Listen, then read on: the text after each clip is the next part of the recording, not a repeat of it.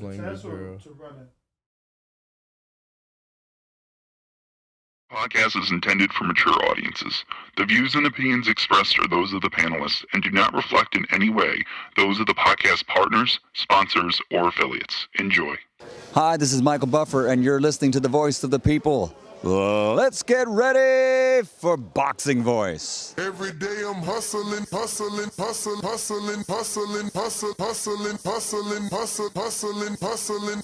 Every day I'm hustling, every day I'm hustling, every day I'm hustling, every day I'm hustling, every day I'm hustling.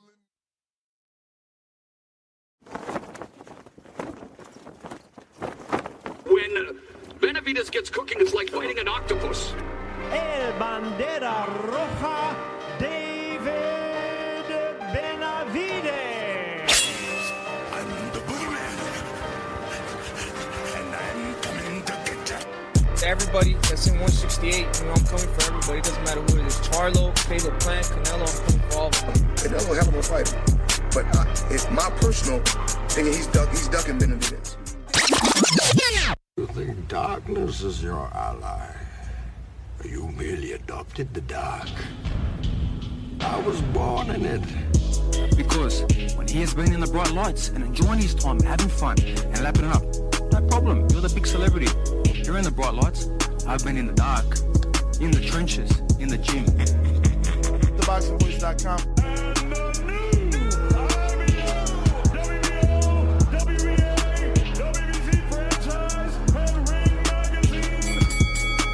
People ask me, when does camp start? Camp started as soon as I bet Teofimo Lopez. As soon as I battered him and took all his belts, camp started the next day. What a right hand from George Kambosos, and the takeover went down. He's a good villain, though. He's a good villain. Do you feel in charge? Could have fought anybody. Lomachenko, Devin Haney.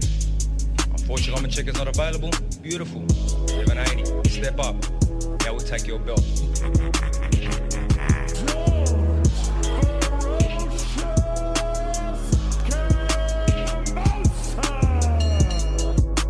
This is Sparta! SDS Promotions. But he says he'll finish his fight as a king. What's a king to an emperor? You are now locked into the Boxing Voice live from Las Vegas with Nesta Gibbs and Ringwalk Danny. Let's start with this. I'm a creative genius. SDS. And now, the most dangerous producer on YouTube, Brandon in Houston. Brandon in Houston. SDS Promotions. The boxing voice is on. The boxing voice is on. The boxing voice is on. The boxing voice is on. The boxing voice is on. You're now locked into the king of all boxing podcasts, The Boxing Voice. Jab that like button. TheBoxingVoice.com. What is it? Is it that they don't like the Charlos? You like the Charlos? The unified WBA, WBC, and IBF 154-pound champion of the world. I'm happy, not angry, I'm passionate. The WBC middleweight champion of the world. No, I think you're a great fighter. And I know that already. They say, oh, the Charlos ain't fought nobody. Duh, because they don't want to fight us. Fighters, come on, step up and with that shit. Come on, let's pump it. Like I said, I went to the top already. I seen the bottom before. At the top, I seen the bottom. I went back down to the bottom and shot back the fuck back up. Now what they mad at me for? It's not like old school boxing. We're the best, fight the best no more. It's about politics. It's about who you know, who you are, if you got a crowd behind you. Sit your ass in your weight division and see if you can beat one of them. Cause fucking with me, you gonna get knocked the fuck out. I'm a knockout artist, baby. If we stand by lines only, just like we made this up, we gonna ride with it. We gonna ride with it till the day we die. Jermall Charlo. SDS Promotions. Shut the fuck up, you little prick. Yeah? Yeah, prick.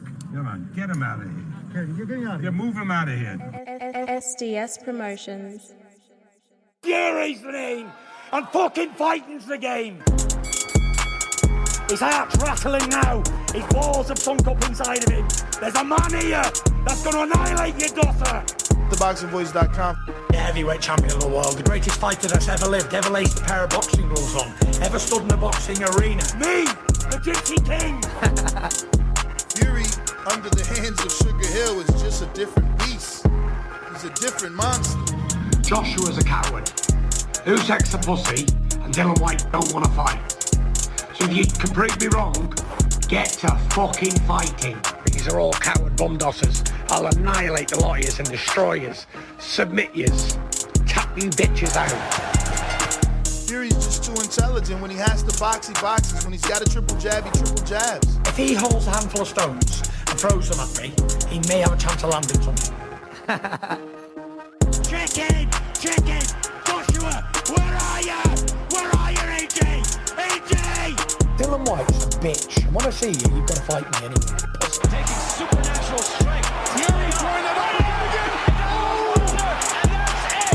It's over. Hustle waves it off.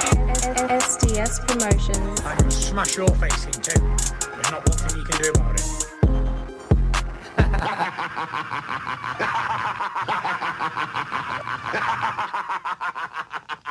You think darkness is your ally? You merely adopted the dark. I was born in it. Because when he has been in the bright lights and enjoying his time, having fun and lapping it up, no problem. You're the big celebrity. You're in the bright lights. I've been in the dark, in the trenches, in the gym. TheBoxingVoice.com.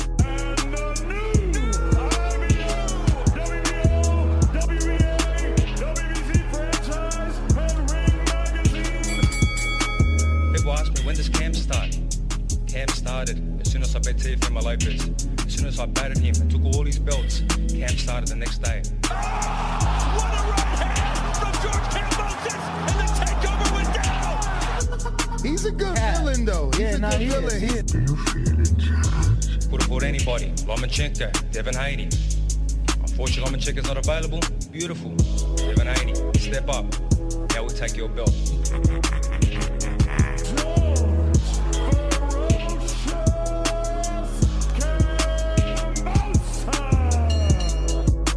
This is Sparta! SDS Promotions. But he says he'll finish his fight as a king. What's a king to an emperor? You are now locked into the Boxing Voice live from Las Vegas with Nesta Gibbs and Ringwalk Danny. Let's start with this. I'm a creative genius. SDS. And now, the most dangerous producer on YouTube, Brandon in Houston. Brandon in Houston. SDS Promotions. The boxing voice is on. The boxing voice is on. The boxing voice is on. The boxing voice is on. The boxing voice is on. You're now locked into the king of all boxing podcasts, The Boxing Voice. Jab that like button. TheBoxingVoice.com. What is it? Is it that they don't like the Charlos? You like the Charlos? The unified WBA, WBC, and IBF 154-pound champion of the world. I'm happy, not angry, I'm passionate. The WBC middleweight champion of the world. No, I think you're a great fighter. And I know that already. They say, oh, the Charlos ain't fought nobody. Duh, because they don't want to fight us. Fighters, come on, step up, we with that shit. Come on, let's get it. Like I said, I went to the top already. I seen the bottom before. At the top, I seen the bottom. I went back down to the bottom and shot back the fuck back up. Now what they mad at me for? It's not like old school boxing. We're the best, fight the best no more. It's about politics. It's about who you know, who you are, if you got a crowd behind you. Sit your ass in your weight division and see if you can beat one of them. Cause fucking with me, you gonna get knocked the fuck out. I'm a knockout artist, baby. If we stand by lines only, just like we made this up, we gonna ride with it. We gonna ride with it till the day we die. Jermall Charlo. SDS Promotions. Shut the fuck up, you little prick. Yeah? Yeah, prick. Come on, get him out of here. You move him out of here. SDS Promotions. Seriously! And fucking fighting's the game! His heart's rattling now. His balls have sunk up inside of him. There's a man here that's going to annihilate your daughter. TheBoxingVoice.com. The heavyweight champion of the world, the greatest fighter that's ever lived, ever laced a pair of boxing gloves on, ever stood in a boxing arena. Me, the Gypsy King. Fury under the hands of Sugar Hill is just a different beast. He's a different monster. Joshua's a coward. Usyk's a pussy, and Dylan White don't want to fight. So if you can prove me wrong, get to fucking fighting. These are all coward bumdossers. I'll annihilate the lot of yous and destroy yous. Submit yous. Tap you bitches out. Fury's just too intelligent. When he has to box, he boxes. When he's got a triple jab, he triple jabs. If he holds a handful of stones and throws them at me, he may have a chance of landing something. Chicken! Chicken! Good morning, ladies and gentlemen. Welcome back to another episode of the Boxing Voice Radio. I am your host, Nestor Gibbs, joined alongside Daniel Alvarez. What's going on, Ringwalk? Buenos dias, Nestor. Hope you're having a nice day. It's cool. What up? What's on the docket for the day, my friend? Shit. Nah, Oscar talking crazy again. 10-figure offers and people rejecting offers. Yeah, that was interesting, right? Him saying Al Haymon blocked the Charlo Munguia fight, which is crazy. We don't have much information on it. We don't know what the offer was. Why was it turned down?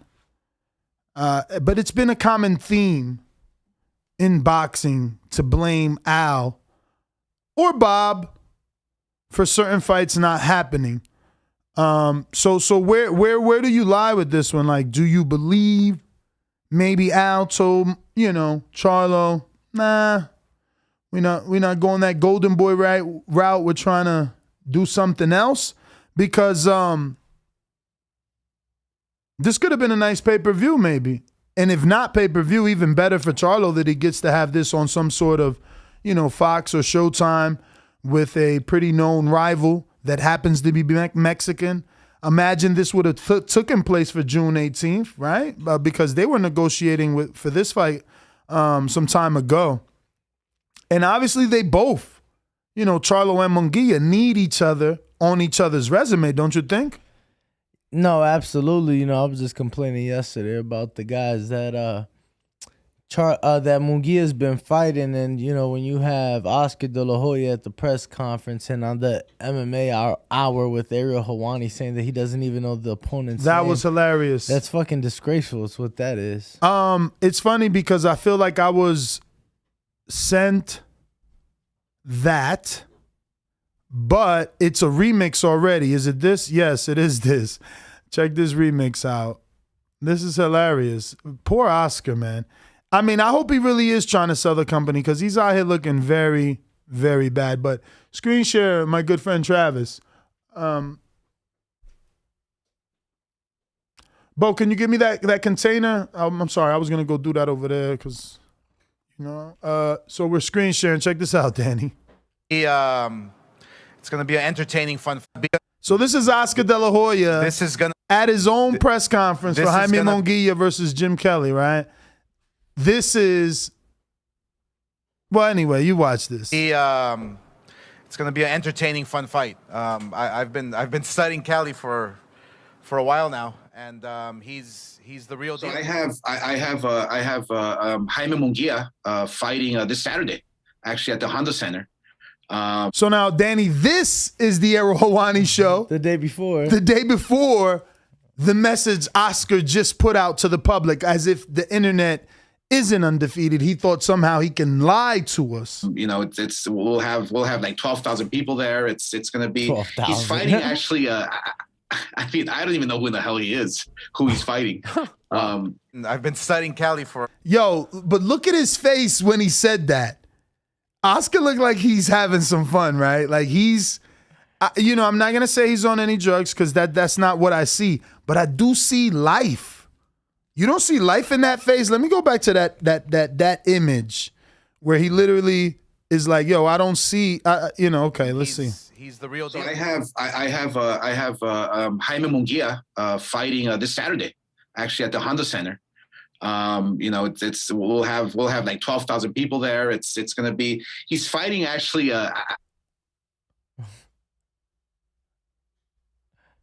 Look at this little image. I see you. Look at this little image. Look at that look of like, yo, I don't know who the fuck he is. Look. That's genuine, but it also has a lot of life. He looks young. Like, I know people are going to be like, yo, Oscar's just on another, binge or whatever. I don't see that. And that's why I wanted to still shot this face. I see a lot of life and happiness. Bro. I know he has a new girlfriend that's extremely young. I don't know what's going on, but my man said 12,000 people were going to be there. Well, I mean, Ryan had 12,000 versus to go. Don't you disrespect and not know. Maybe they know what they're doing. How'd Ryan do 12,000? Munguia did 3,000 his last fight. Ryan has like fucking 8 million followers on the gram. What Munguia got? Munguia only did 3,000? Come on, man. Why would he say that? Why is he lying like that? Like, bro, come the on, internet think about is it. not 12,000 is a lot of fucking tickets, bro. You could give those bitches out for free. That's still a lot of people to show up. And where this is taking place? In Anaheim at the Honda California. Center. Yeah. I mean, do you remember some traditional 12,000 seated Anaheim, California fights?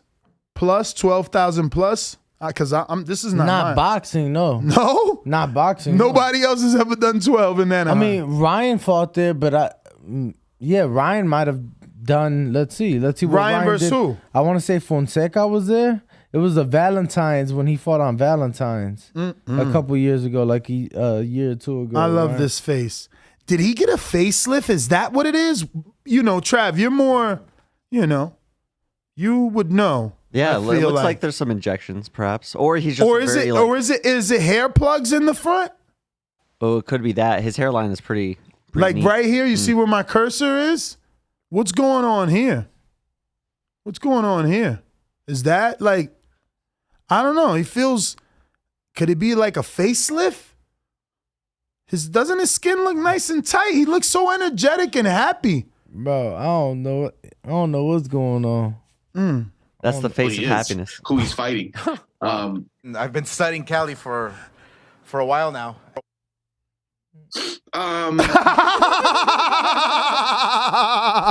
He's coming off. Yo, the nose wipe again. Oh my God, no, Oscar. I just said you wasn't playing. An amazing win. And I strongly feel that when you're from the hotbed of boxing now overseas in the UK, you have like a chip on your shoulder. You have something to prove, and you're always ready to fight. And so this is gonna be. Man, people say that Al Haymon needs a face for PBC. I like to say that. I like to say that Eddie Hearn is a fantastic promoter. This is the definition of a guy that's not taking his job seriously. Eddie's on that mic and ain't no sunshine when Tank's gone, and everybody's laughing. Videos are getting reposted. He's just more charismatic. This man is not taking his job seriously, and that's why he's always at a loss for words and repeats the same shit. It's a tremendous, tremendous, tremendous fight. Every fucking fight is tremendous for this guy. This is sad. Which brings me to our Thursday news that, we brushed over. He says he's got a 10-figure deal? 10-figure offer. 10-figure offer to sell Golden Boy. Yeah. Then there's other news that he says he wants to bury the hatchet with Dana White. Then you showed me that Elon Musk reached out. Nah, I'm fucking with you. That was definitely Photoshop. Imagine how they ran with that. Yeah, that shit was funny. Shout out to Barack for posting that. It was a tweet of Elon Musk to Oscar. Pull it up. It's hilarious because Someone should buy this company. I'm shocked Probellum and Richard Schaefer haven't swept in and stole this company. And, I was asking Danny yesterday, and I want to ask you guys both. This is our first poll. If someone were to buy Golden Boy from Oscar, do you believe the network deal would be attached? Meaning that hypothetically, DAZN has a contract for X amount of dates, X amount of years with Golden Boy, not with Oscar or any chairman. Does that not make sense though? Like in a business world, Trav, I don't know, you seem to be the most intelligent in the room, right? I mean, the most intelligent in the room. Why can't I stroke his ego? Why are you such a hater? Damn, Daniel. I know. Lord, everybody deserves a compliment. I hate this guy right here, bro. Look, you made me lose my train of thought now. What the fuck was I going to ask him? You were talking about how beautiful he looks and what else? I was leading into something, but you ruined it. I really don't remember, honestly. I'm not even something fucking about making business, it up. about buying someone. Okay. Yes. So, because a company is a company is a corporation, an LLC, an INC. So, if I bought Sticky Paws, you would upgrade the internet? I wouldn't. I wouldn't be buying you per se. Like, even though you own the LLC, I'm buying the LLC. But my question is, whatever contracts you have with existing podcasters, hypothetically, if I buy your business, I'm buying those contracts for those existing podcasters to continue to do their business in this business. And that's what I'm saying. If I'm DAZN, I got a network deal with Golden Boy Promotions. They just extended it too. But with Golden Boy Promotions, not necessarily with Oscar De La Hoya. So all I'm saying is, hypothetically, using air quotes, if there were a gentleman or a company that wanted to buy Golden Boy, like Probellum, ladies and gentlemen, it's my belief, but I'm not a fucking lawyer, but it's my belief that if Danny or Probellum bought Golden Boy from Oscar, they would continue the existing network deal that Golden Boy Promotions has with DAZN, the network broadcaster. Usually, they get a choice. The clients get a choice to drop out. The client being the network. The network. If you change hands, and I don't think that they would, because they would have done their research. Richard Schaefer was really the one running Golden Boy when Golden Boy was at its best. When they put together Mayweather Canelo, Danny Lucas, Amir Khan and Danny. I mean, any great fight you remember over the last 10 years that was Golden Boy included Richard Schaefer. So if Richard Schaefer and Probellum were the one to buy Golden Boy, again, they need a network deal. Not only that, they can strengthen the relationship because Richard can sit down and say, look, I got 200 fighters. Plus, I'll be buying Golden Boy's company and having their existing fighters. So I would be bringing a lot to the table. A lot. And then Richard Schaefer is already an existing face from the past that is familiar to the Golden Boy public. So. Exactly. And just in the business. So that's what I'm saying. When DAZN does their research, they would see that, Richard is highly qualified for the position. But that is interesting to me. If we could figure out whether Oscar sold that company or not, does the new owner take over ownership of that deal with DAZN? Because if so, man, people really should buy Oscar out. Like Lou DiBella, who's also with Probellum. Fuck, go in there, get some partners. You got a baseball team, sell that shit. Partner up, do it again. Roll them fucking dice. You think you good? You be on Twitter talking greasy. Roll a dice. It'll be interesting to see what happens. Hell yeah. Ain't nobody giving them no 10-figure offer. That's for fucking sure. Well, what's the lowest end of a 10 figures? $1 billion. Damn. Tracy? Is there $1 billion there? How could he be evaluating that company? Is he like selling us the trajectory of his fighters though? And see, that's the thing too. What's to say that the fighters stay? What if the fighters don't like new management, and then they choose to leave once contract? Well, again, once contracts. That's what I'm saying. If I buy your country, tis of thee. No, but if I buy your company, any existing contracts you have should transfer over to me. Like Trav said, yeah, as a consumer, you may have the right to ask to get out. But I mean, if you're beneficial in this paper. We got a couple super chats, but this one pertaining to the subject. Chickarelli with a $5 super chat saying all contracts are included when companies are sold. It's part of the assets. See? So that's what I'm saying. So someone is like, they're asleep at the wheel. All you dudes who don't got a network deal, all you little promoters, like, get the fuck together. This is your opportunity. Build a conglomerate, the Lou DeBellas. I know Gary Shaw don't exist anymore, but whoever's small, bro, like, fucking get together and buy Golden Boy out. Make a committee. You know what I'm saying? Because he ain't doing nothing. Let's be real. How the fuck? First of all, he is doing something. You might want to buy Oscar's company and keep him as a chair member anyway. He's not good for a face, but let me explain something.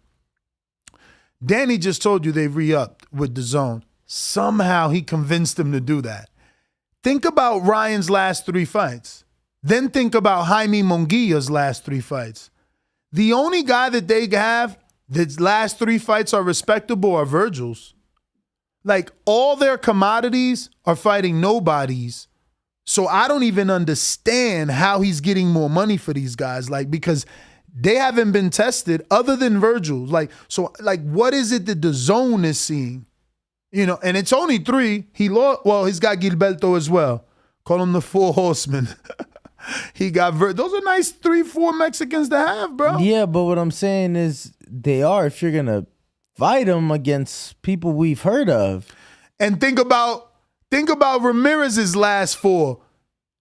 Even though the last 2 have been the zone, maybe. He fought Yuneski Gonzalez on the zone, and then he just fought, I don't even know who the fuck that dude was. We didn't even watch it. Yeah.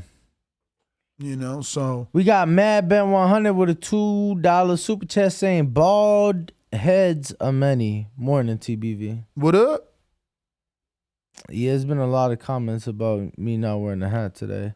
Boozy from Broward with a $2 super chat saying, no hat Danny today, fire emoji. I see you, champ. You got to let the scout breathe every now and then. Bro, I don't know. I ain't even think about it. I'm like, fuck it. And I noticed it, and I'm like, should I go to my car? Because I know I got hat. No, I ain't feel like getting up. So I'm like, fuck it. Fuck it. Fuck it. I might just go bald today. That's it. I think I'm gonna keep. I finally made it to the barbershop last Sunday, so I think I'm gonna just stick to Sundays. Oh yeah, I'm trying to go today. Oh wow. Yeah, we got important. Look, this guy. We got important people coming in. I'd like to. That's true. That's true. I'd like to look presentable. I was figuring if I might relate a little bit more if I left some of the grays because he is older. You know what I'm saying? He's probably watching this. If I shave, if I get a haircut, then I might look too young. Immaturity, lack of know-how in business, grays show experience, baby. Yo, it's funny. The guy's gonna get here all swagged out, and you're gonna be like, oh, look, this old guy right here. I mean, I'm always swag. Look at my shirt. You grinding, daily. We got Chris Carson with a $5 super chat saying we need to enroll Oscar and Vada. Yo, we didn't even finish watching the video. I wonder what else other funny shit this guy's put in here. Let me go back to this.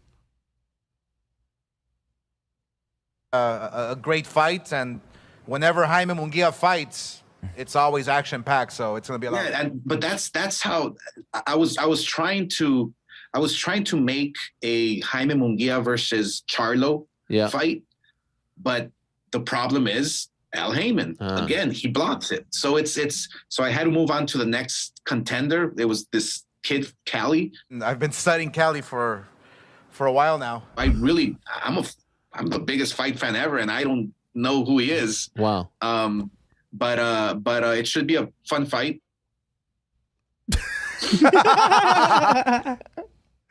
Yo, look at that smile. Yo, beautiful, beautiful. All right. So yeah, you seen him blame Charlo there, or rather Al Haymon for blocking the Charlo fight.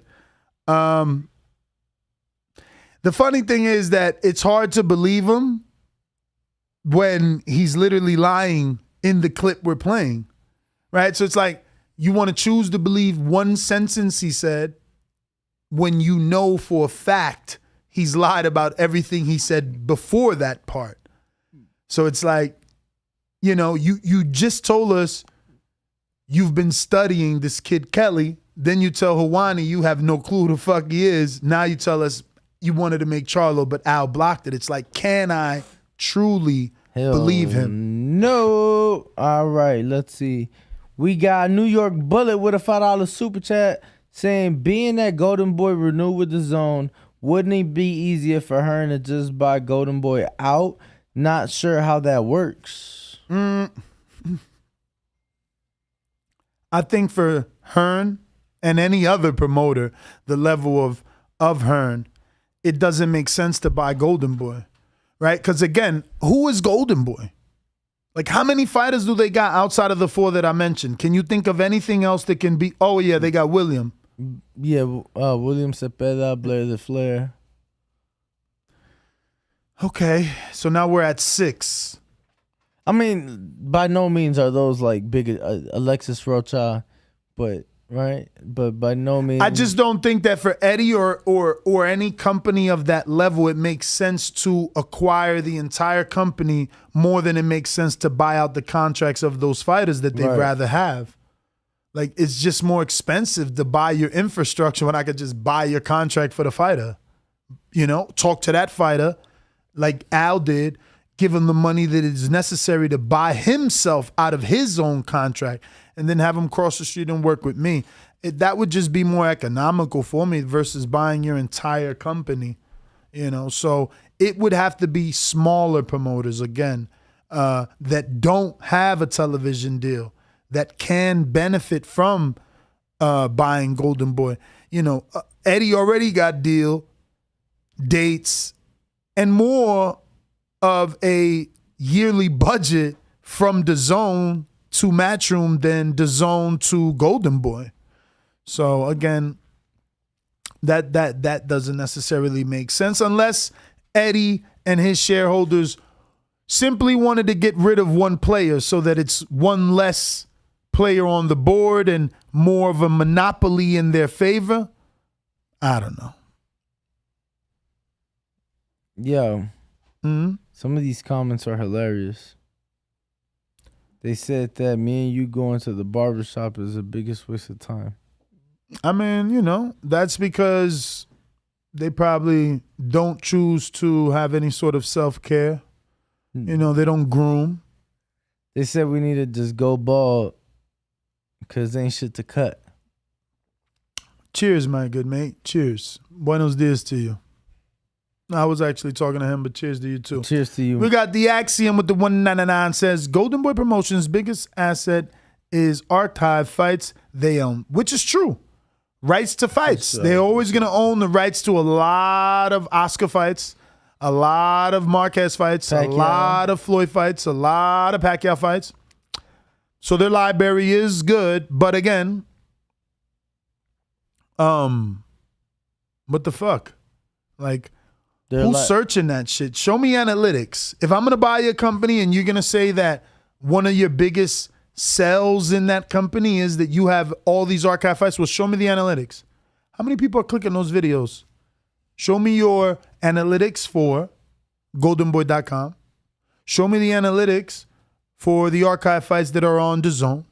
Show me people clicking that shit on a monthly fucking basis. Like, who the fuck is really searching for Pacquiao Marquez right now or Pacquiao Morales right now? Like, who gives a fuck?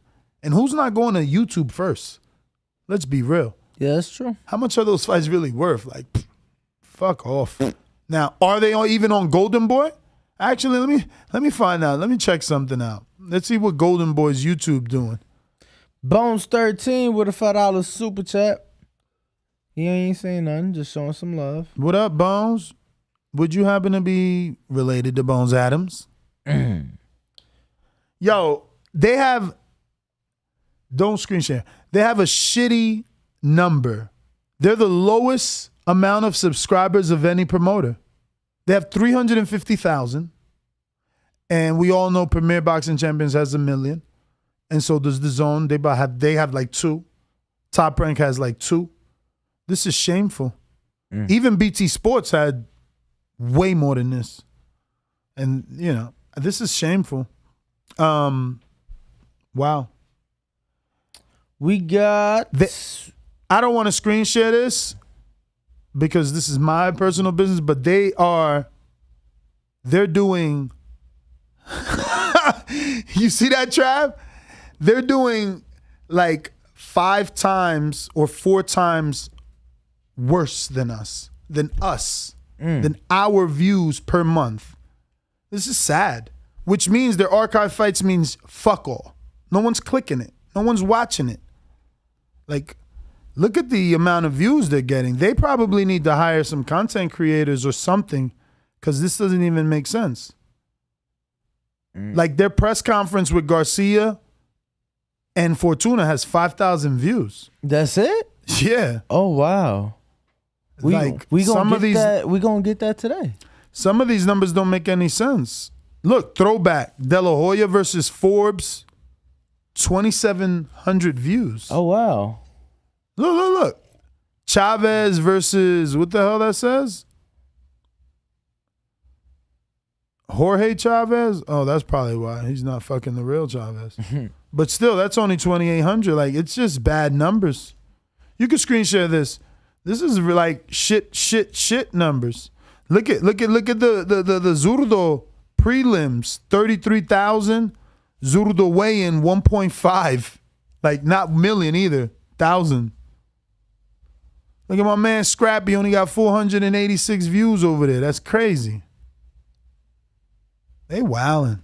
They need some life. And I don't see what's wrong with this channel either. It's pretty decent thumbnails. They got text on them. They're pumping out stuff. I'm shocked as to why it's so bad. Like, I haven't even seen a 100,000 viewed video yet. Whoa. Look, legends too. Morales. Or is that not the right Morales? I don't know, but... Look, Oscar De La Hoya versus Julio Cesar Chavez, bro. Throwback. Is this the whole fight? No, that's a little clip.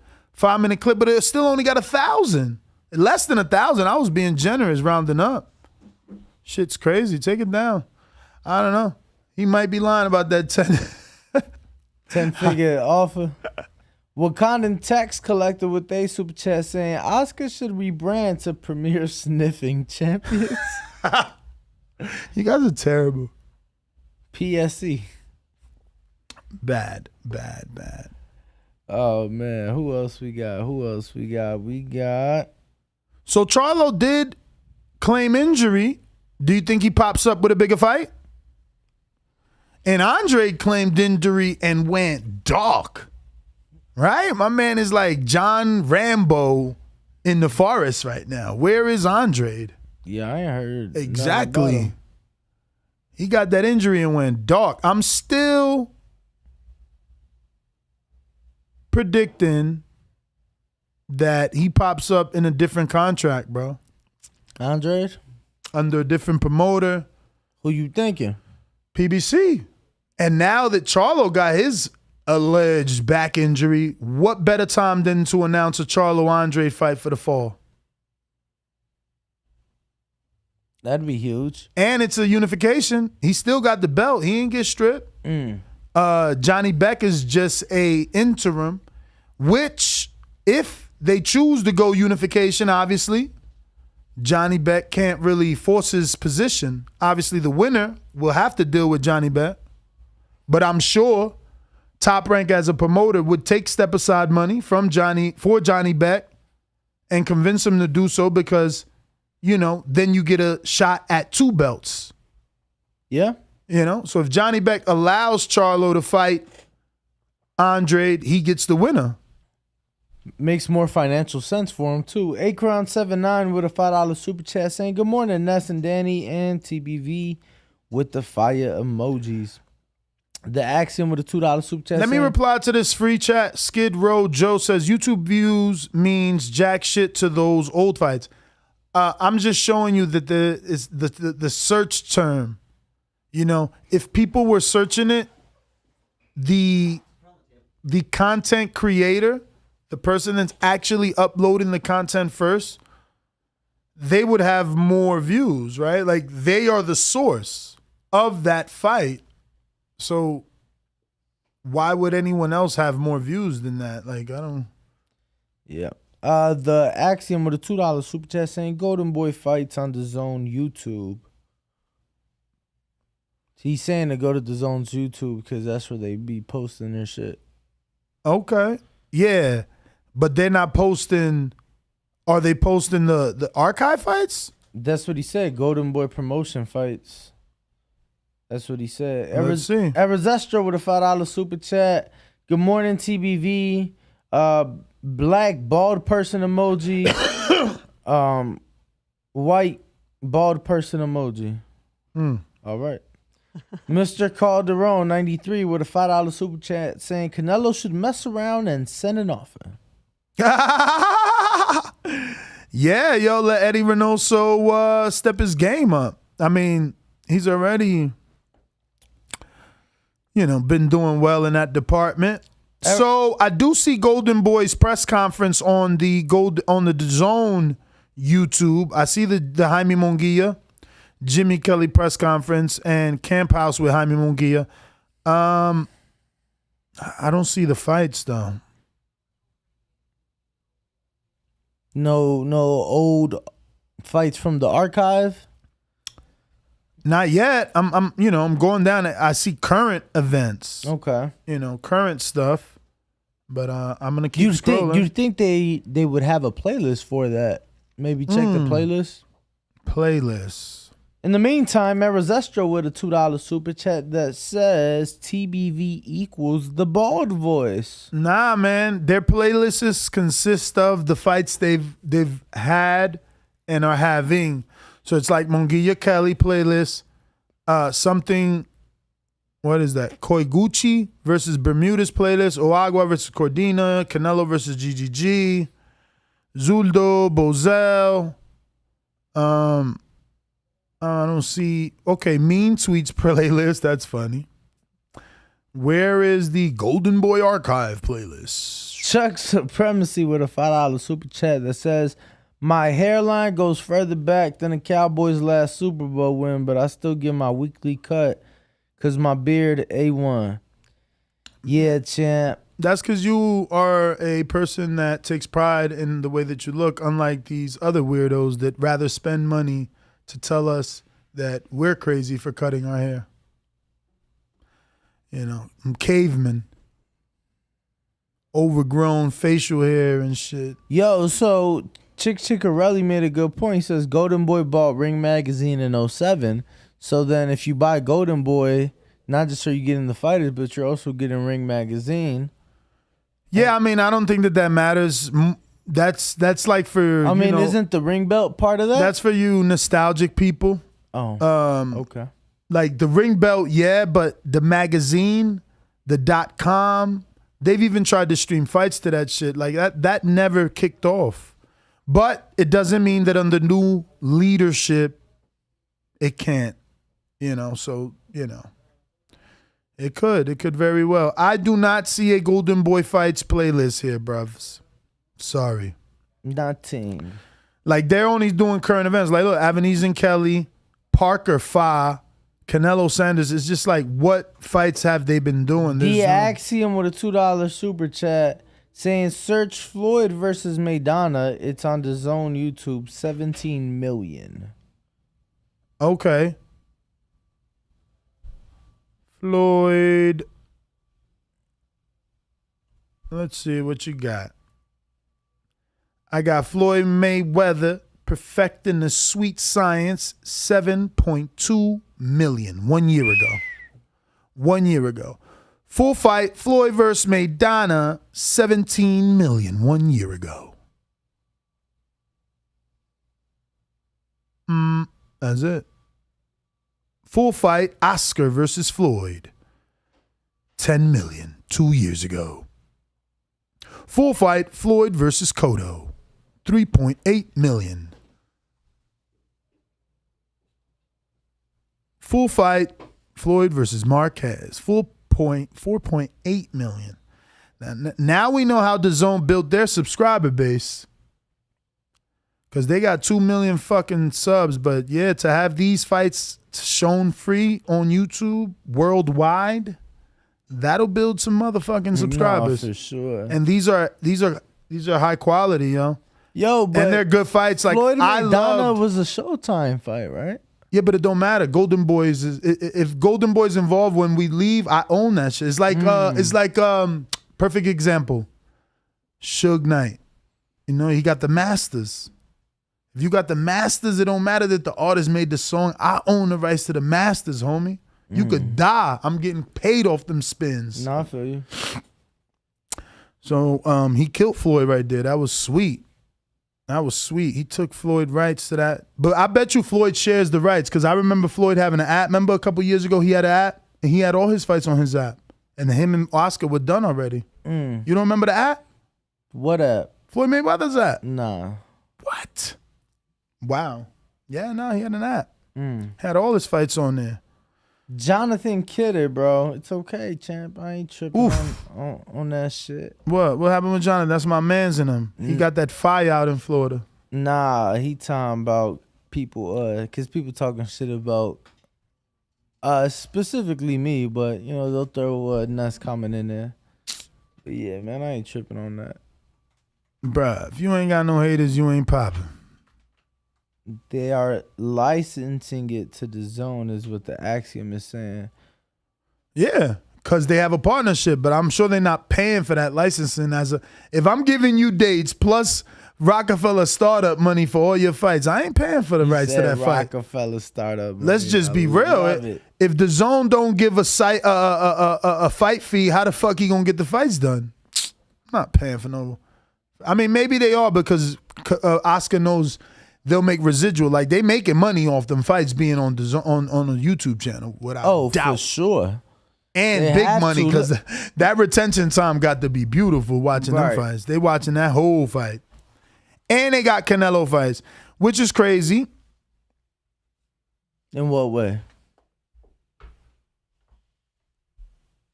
That, you know, Golden Boy has an archive for real. If you think about it, they got all Canelo fights. Oh, yeah. Oh, yeah. That's like shit. It's a lot. No, he don't do the numbers of Floyd, though. Floyd do bananas. He gets crazy with the numbers. But it looks like we are ready for our first guest of the day. Who's it going to be? Ezekiel Borrero. Man, I seen this kid sparring. He's the real deal. Real deal, champ. At least that session, right? Ezekiel, you were doing your thing. I had to run up to him like, bro, what weight are you? I thought you were bigger than what, you know. Than what you really are? Yeah, because of the fact of like who he was sparring, which we won't say any names, you know. But I'm like, wow, why is this guy sparring this guy? I thought you were like a 54-pounder, honestly. For whatever reason, I felt like I've seen you spar someone that is 47 or 54 in that gym and just always thought that's what you were until obviously the day that I asked your weight. But how are you? Good morning, man. Was it hard to find? Did it send you to the back? It sent me to the back, but It's you know, I found my crazy. way around. It's cool. You know, it's not that hard to find. Yeah. All right. Can you just point this up a little so that... Perfect. Yeah, man. So I don't know why it always does that. It's kind of frustrating. I hope we don't have that issue in the new building. It's crazy. Because, you know, that is a front and a back in the new building, too. Mm-hmm. But Can you tell everybody where you're from originally? I'm actually was born here in Vegas. I was raised in Puerto Rico. Oh. Yeah, so I got both Puerto Rican and Mexican. My mom's Mexican, my dad's Puerto Rican. My dad used to be a professional fighter also. Unfortunately, he wasn't able to pursue the career 100%. So he had to quit boxing, and a lot of problems happened. So, but me and my brother Joey Borrero started boxing as well at the age of like 5, 6 years old. I was being trained by my grandpa. Just an amazing sport, man. I didn't love the sport when it started at all. I hated the sport, but like around 9, 10 years old, I started loving the sport again. But then, whoa! At 9 and 10, you started to love it again. So wait, when you first found it, was how old? I was 5, 6, around there. Yeah, because and you fell in love until 10. Yeah, well, the thing is that it was forced. I didn't want to do the sport. My grandpa was my trainer. He was the one, because my family in Puerto Rico is a big boxing family. Mm-hmm. So Puerto Rico in general, man. Yeah, in general, honestly, it's just. So who's Puerto Rican in your family? My dad. Okay. Yeah. It's funny. We just had Freddie. What's his last name? Rojas. And he's Puerto Rican and Cuban, right? I think Mexican and Cuban. Mexican and Cuban. He's really, really good. But it's always the Caribbean hitting on the woman. In your case, obviously the Puerto Rican dad. In his case, it was the Cuban dad. So it's pretty funny. But go ahead, continue. Yeah. So my grandpa was the one that forced the sport into me. I didn't want to do the sport when I started. Mm-hmm. But then years went by. I started loving the sport. At like 10 years old, I started loving the sport, and I started like actually getting up, going to run every morning with my grandpa. And unfortunately, he passed away due to cancer. Oh, my condolences. Yeah, thank you. And that hit me really hard, So I was like, you know what? I want nothing to do with the sport anymore. So I stopped boxing. What year was that? Or how old were you? That was when I was almost 11. Almost 11. So a year after quitting. Yes. Or stopping. Yeah. So the thing now, after I did that, then I just committed to just doing school sports, soccer, baseball, whatever I could do. Basketball. I played it all. Got here to Vegas due to some issues. Like my mom got custody over us again because my dad left us in Puerto Rico with our grandpa and my grandma. Due to him having problems over there, he had to move to North Carolina. So my grandma and my grandpa were the ones that problems in Puerto Rico. Yeah, What kind of problems? So your dad was Well, he was coming up. He was pretty well known, and then he just had bad. So y'all was like from the caserillos over there in Puerto Rico. Yeah, type of thing. Yeah. Where were you from? Well, I'm from Copey Alto, Puerto Rico. Okay. Yeah, Copey Alto. And then the thing is that when you're coming up, a lot of people know you, so you have to have a lot of people defending you. Mm-hmm. And if you don't have the right people, then things are gonna happen bad, and that's what happened with him. He had to move out, go to North Carolina. Now he's living over there, with thank God that he's good and everything. I love my pops even though he wasn't there for me to raise me. I actually love the fact that I was raised with my grandma and my grandpa, because they taught me everything that I know, and the way that I am is because of them. They always encouraged me to help out others and just do the right things. Like they weren't bad people at all. Like I love my grandpa and my grandma. So do you and your father have a relationship now? Do you guys talk often, or? We talk here and then, like every other day we talk. He calls me and see how we're doing over there, and always asking me if we have any fights coming up, and he's always trying to stay updated. Yeah. Okay, that's cool. So who are you living with here in Vegas? At the moment right now, I'm living by myself. Okay. When I moved here, I was living with my mom. That got at like the age of 14, literally the age of 14, because it was like the day of my birthday when I got here. I went to Chaparral High School, graduated from Chaparral High School. Shout out to everybody that went to Chap. I did actually the most awkward sports that have nothing to do with this. The only sport that was kind of related to this was wrestling. I did wrestling. Then I played. Look cocky as hell. I did volleyball and I did tennis. So, which is like very diverse, like different sports that have nothing to do, you know? No, I don't know. I think the tennis, you definitely need to have phenomenal footwork for tennis. Yeah, for And tennis. stamina. And the stamina, of course. It definitely helps because a lot of sprinting. Yeah, but I mean, rather than everybody like they wanted, like my coach always wanted me to play, get into football, get into track, get into this, that's gonna help you in that sport, you know? Yeah. So I just played those sports, and then after I graduated, my mom took us to Mexico to meet our family over there. I met my family. It was really good. It's nice. I love Mexico, you know. It's just an amazing place to be. Everything is like super nice down there, and it just gets you connected with a lot of culture. There's a lot of culture down there. But when we went over there, came back. But all this time, this is in Puerto Rico. No. This that's here in Vegas when I moved back. Yeah. Then after that, I moved back. We went down to Mexico to visit. I think we only went for like 2-3 weeks or so, just a little vacation. Came back. It only took one day for me to sit down on the couch, not doing nothing, to be like, I can't do this. Because I was always active. I was always out of school. I was doing sports. I was always doing something. I was like, I can't do this. I was sitting on the couch just looking at the TV, got up, and I told my mom, hey, can we go to the boxing gym? And she was like, yeah, because she wanted me to box. She was the one that, when I got here, she wanted me to box as soon as I got here. But I didn't because of what happened. So I started actually boxing with Fernando Vargas at his gym when he had it out Civic Center in Cheyenne. That's where I started boxing. And then after that, there was I think I trained with him for about a year. What happened? Things happened it's just personal issues, you know, that happen that I have nothing against him. It's all right, you know. I love him. He's like another father to me, another father figure, because he did teach me a lot. He taught me a lot about the sport, how to hold myself outside of the sport and stuff like that. So I have no bad blood against none of them. You know, I love all of them. I'm glad that they're doing what they're doing, and I wish them the best, you know. But what happened? It's just, you know, just problems with my parent, my mom, my mother. She was trying to get a little bit, I say a little bit too involved.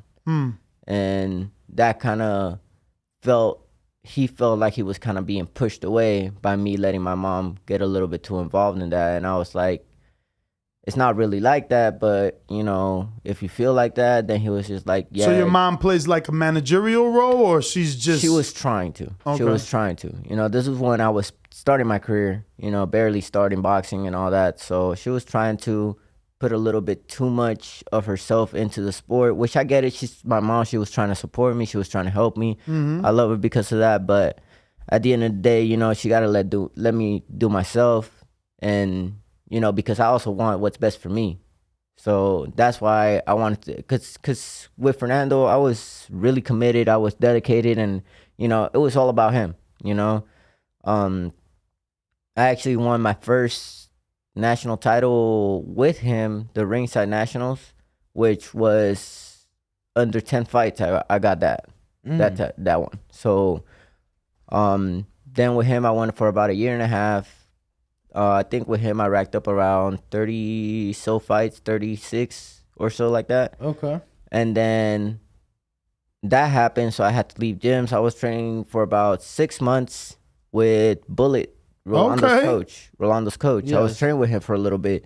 But the thing is that I believe this was during like a transition where he was finding a gym and, you know, doing a lot of business, that he wasn't able to be at the gym and train us. So I was like, you know what, I don't want this. I want a trainer. I want somebody to be there and coach me and tell me what I'm doing wrong, what I'm doing right, what I need to improve. So I left there and I started training by myself for about 2 months, because there was a coming tournament, the Roy Jones Jr.'s tournament, the second one that was here locally for the amateurs in I believe the Cox Pavilion by the Thomas and Mack. And then I participated in that one. Unfortunately, I didn't get the win. And I want to say it's really because I didn't have the right corner. I didn't have the right people, because I was just doing it by myself. I entered myself into that tournament. Nobody entered me.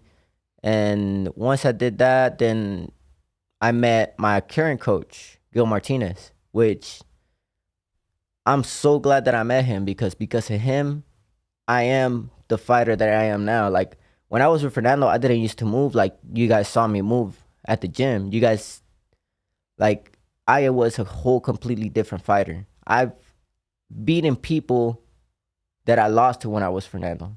You know what I mean? So I'm just a whole entire different fighter now. Way better, way stronger. Footwork is just, amazing. So, what's the name of that trainer again? Gil Martinez.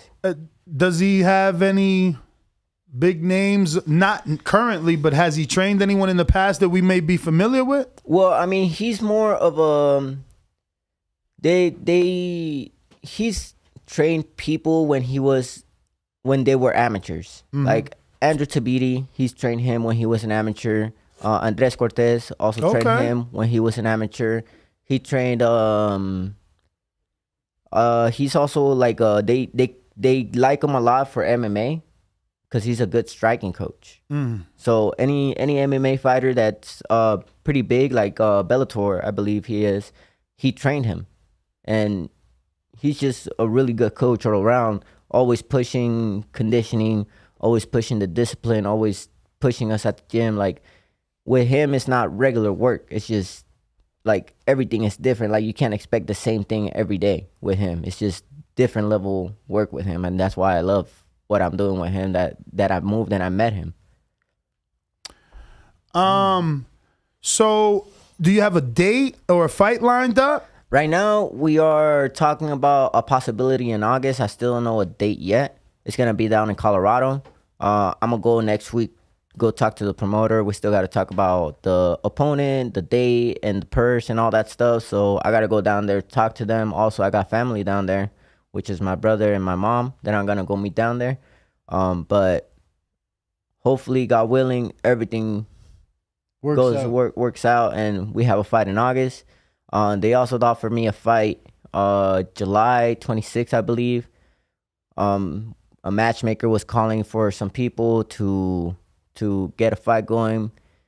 Right now, honestly, the way it looks like, I got word from other people that matchmaker got the word to that guy. So it's not looking bright for me to get a fight. What you mean got the word? So basically, I sent in my name to that matchmaker. That matchmaker gave that person that name, and now relatives from that person contacted me saying that, oh, he got the name, so why are his relatives getting to me back, but he hasn't gotten to me back yet? You know what I mean? If they want to make this fight happen, let's make this fight happen. You know what I mean? Like, then let's stop running.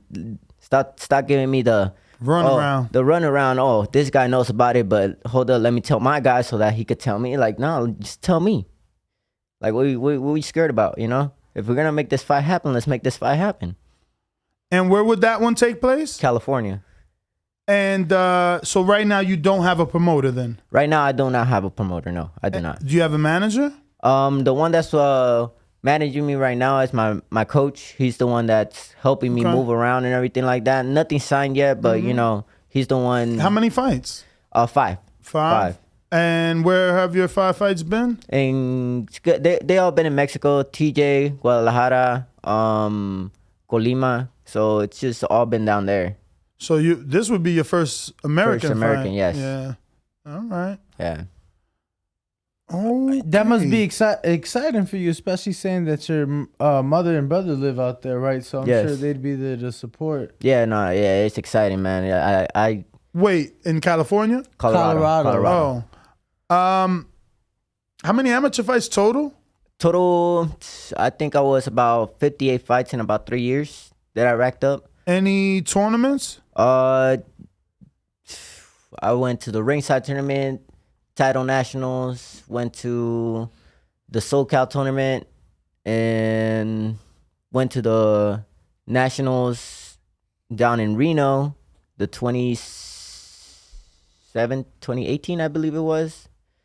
I've been to a lot of tournaments, actually. Here, I went to I don't think it was just a one-day show, but it was like my biggest accomplishment as an amateur. I believe it was 2018 I'm not wrong, the Nevada Boxing Hall of Fame was here at the Red Rock. They were having an event for the WBC amateur belt. Mm-hmm. And that fight, it was kind of nerve-wracking for me at the same, but I don't know. It was just because I got to fight Amado Vargas, my old coach's son. Oh. So it was like After obviously after separating all of this, with yeah. this new trainer. Yes. Did you win? Yes. The fight's actually, if you guys want to watch it, it's actually on YouTube. You just got to look up Amado Vargas versus Ezequiel Borrero, and it's going to be right there. So I'm assuming you've already sparred his brother then. Which one? Emiliano or for Emiliano? Actually, I haven't sparred Emiliano. I have not sparred Emiliano. They wanted some work, I believe, before his fight on Triller that he just had, his first fight, which, congratulations to him for winning. But during that time, I wasn't able to due to some personal issues that I was having, problems with work and my transportation. Wait, you got a full-time job? Yes. Yeah. Nighttime? No. I work from 8 a.m. to 3 p.m., then 3 p.m., 3:30, I'm at the gym from 3:30 to 8. But you spar. Yeah. But Wednesdays is my days off, so I'm only there for Wednesdays and Fridays. Which are for sparring, which is in the morning. So what, you leaving after this? Most likely, not till 11, probably leaving, because right now they offer me some work with Bones at Bone Adams Gym. So you going there first? Yeah. Or you're not going to Top Rank today? I'm not going to be at Top Rank today, yeah, because they offer me So at some Bones, what you going to spar, Sean? I forgot his name, the one that I sparred Wednesday. I think it's Keith Hunter. Oh. Yeah. Gonna be sparring him. Yeah, I sparred him on Wednesday.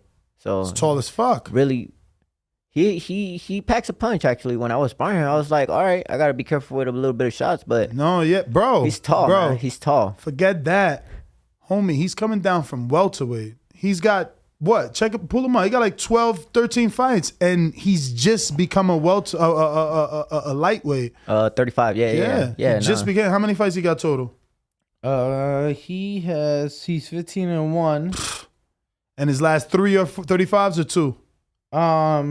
Well, the last 4 kinda, but two of them he was like 2 pounds and 3 pounds over the limit. Yeah, no belt on the line. Yeah, no belt on the line. But the last one he actually fought at 34. He's been calling out Rolly and Tank a lot. And are you not ready? Rolly, yes. Ready for Rolly, definitely. Honestly, and because you've trained with Bullet, you've also gotten, because you're kind of small to get work with Rolly though. Did y'all ever? I've worked with Rolly before after I got done when it was actually with Gil before I went to my pro fight. He needed some work. I forgot what fight he was getting ready for. He needed some work and he came down to our gym, and it was me. No, it was Max Orlenas that was still training with us at the moment. Joseph Macedo and me. So Max Orlenas is a 118 pounder. That's what he fought at the time. Mm-hmm. He got some sparring with Max. Max put it on him. Like those 2 rounds that they did. Joseph Macedo and Rolando Romero, they're kind of like friends, so they kind of, took it easy on themselves and stuff like that. And I went in and I was just, the thing about Rolly is that when he fights a stationary fighter, it's an easy fight for him. Like every fighter that stands right in front of him, obviously they're going to get hit with that right hand. He has a strong right hand, which is what you got to be careful for. But if you delete that from him, if you handicap him from that, he ain't got nothing. He's just another fighter. It's crazy though, but aren't you a featherweight? Me, yeah. So how much do you walk around at when you you don't have a fight until possibly a month from now? So Yes. what do you weigh today? Right now I'm at 146. 146 wow. when I check my weight. Yeah. Oh, no wonder you're sparring with. See, that's what I'm saying. So I might have seen you spar with a 54 pounder, and you don't even know it was 54. I swear, man. I feel Really? I swear I seen you spar someone 54 in that gym. That's why when I seen you spar your size, I'm like, I ran straight up to you like, bro, what weight are you? Yeah. You know what I mean? Because it didn't make any sense for the person that was in the ring with you, but then I find out he's only 1 division under you. Yeah. But you seem big. You seem big. You got to get in boa frame. What do you think? Yeah, no, I was gonna ask. So, how many sparring sessions did you and Rolly get, or was that the only time? That's the only time that we actually sparred. On that sparring session, I actually hit him with a really clean body shot, like really clean body shot. He was in the ropes, and then I saw it in his face. like body shots. I saw it on his face that like kind of he got pale, and I was like, "Hey, yo, you good?" Like I stopped. I was like, "Hey, yo, you good?" Because I'm not an a-hole like that, you know. I'm not like that. So I look up and I'm like, "Hey, you good?" And then he's just looking there. He's like just standing there, and he's like, "Nah," like. And then he said, "My diet." I'm like, "Your diet? What do you mean your diet?" Like, and his. Think it wasn't his coach because Bullet wasn't there. It was I believe he was with Abraham Martinez. Yeah. That's his boy. Yeah. He was with Abraham Martinez, and Abraham pulled him out, and then they left our gym, you know. But the thing is that he couldn't. So you saying you stopped Rolly at that sparring? Yeah, I did. Like I'm not. So have you ever sparred Abram? Because he got a chip on his shoulder. Did. Holy shit, this kid's amazing. I actually did when he was training with Salas. I was went down there. They needed some sparring. I sparred with Abraham, and same thing with like he's a great fighter. He's strong. He is strong. But the thing is that when you give him a little bit of an angle, he kind of loses you. Don't get me wrong. He can move too, but I feel like I was a little bit too fast for him to keep up. So when I hit him with a 1-2, and then I moved out of the way, and then he lost me. And then, I'm not gonna lie, he caught me with a clean right hand when he had me on the ropes, where I kind of like, I saw the video, I went back to the video, and I see my knees, and they buckled a little bit. But when they buckled, I don't know what it was, but I got strength back, and I answered back with my left hand, and then I was out of the ropes, and then I just started punishing him on the ropes. Yeah. He was there Wednesday. Yeah, he was. Yeah, he was there Wednesday. We were actually supposed to spar, but then he got some. And work he's a with bones fighter now, so you might get him today. No. Well, I mean, if we do, cool. But wait, you know, I'm not tripping. So when they call you specifically for someone. Yes. Okay. Yeah. Okay. Yeah. So I mean, if they want work too, I'll give them work. You know, I'm all for it. You know, that's what I'm going over there for. You don't have to tell me. I seen it, brother. You're in that chair because I seen what you can do. So did they tell you a certain amount of rounds they need from you today? No, they haven't told me anything. I'm pretty sure they're going to tell me once I get over there.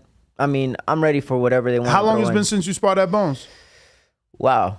With Bones. That long, huh? It gets crazy. If Rancis is in there, he's a fucking talker. Rancis, yeah. Yeah, they're going to, Rancis Bartholomew, like they're going to be cheering or, not cheering, but like giving direction. They're cool people though. Yeah, like, I train them. I love them. You know, both of them are really, really fucking like funny. They're funny. I love them because I understand the way their little slang and stuff like that. Yeah, so I love them. You know. Yeah, man. What do you think about Rancis Bartholomew taking on Gary Antoine Russell? That fight's official now. 140. On that fight, you sparred Rancis? I haven't. No. My brother has though. My brother Joey, he has. How many fights your brother has? I think he's 10-0 now. He's Pro? 10-0. Yes. Oh wow. Same manager? 9 KOs. No, he actually has a different manager up in Colorado. Have I met him? He's not been at Top Rank, right? No. Well, actually, he has, but it was a long time ago. It was a while back, so I'm not too sure if you guys. So is he not fighting or he is fighting? He's fighting now. Currently, he's gonna fight. I'm actually gonna be on his undercard for the Colorado fight in August. So that fight is gonna be an official. I already got a fight. It's just that we're looking for an opponent. So that's what we're waiting for now. Okay. Wait, so your brother's the main event? Yeah. Oh wow. So what? Your brother's like the star in the family? He just started first? He's the one. Well, he never quit boxing. He was always boxing. And what's his name? Joey Borrero. Never seen him. Yeah. So they're building him up in Colorado. So that's why. Oh, he lives out there. Yeah, he lives out there. So they're building up out there. He's actually doing really good. They're taking really good care of him. So, you know. Who's he working with? His coach, I believe, is called Raul Otajara. Is the one that he's his coach is. Crawford's out there. What weight is your brother? He fights at 135. Too small. Yeah. 6'1" though. El Hijo de Dios. Hijo de Dios. Yeah. That's my brother. Oh wow. That's crazy. 6'1", same mother and father. Yes. Wow. Because you're not anywhere near 6'1". I'm the average size Latino American. 5'6". So. But I want to go back to the Keith Hunter, man. I was just in the gym with him the other day. How was that work? Oh, it was good, man. It was good work. Did you find it difficult to get past his length, or was that not an issue? Because I feel like it could. Excuse me. I feel like it could and it can't be for you. Obviously, you being short, it could be a problem, but you being short can keep you low. And you get in quicker. So first round, I was trying to like kind of read what he was doing and stuff like that. So my thing is with a taller fighter, I like punishing the body because there's no point in me reaching up. The body's right there. So I stay low. I use my feint. I work in. The thing is that sometimes my bad habit is I jump in. I jump into the punch. I don't, walk Set in. it up with a jab. Yeah, set it up with a jab sometimes. Where he caught me off guard and... Hook or straight? Straight. Because I was jumping in. It didn't hurt. It just like a flash, flash punch. Like he caught me off balance. He caught me midair. You got winning headgear? No. I got ringside. Okay. Yeah, ringside open. Yeah. I gotta see it again. Yeah, so he caught me with a right hand coming in on the ropes, which it didn't hurt, nothing like that. It just a punch that I didn't see coming at the time, and I was already jumping in. So midair, he caught me, kind of sat me down, and I was like, all right. So I got right back up. And Wait, sat you down? Yeah. I'm not gonna lie. I admit what he said he did on the sparring. Because Wednesday, this fucker right here is his fault. He got hot. Wednesday, he put you down? Yeah. Oh, shit. I mean, look, sparring is sparring. Better in sparring than in a real fight. Yeah, that's what I'm saying. It ain't no box rec for sparring.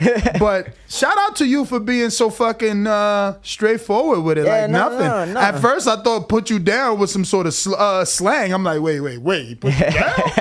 I'm like, what? Yeah.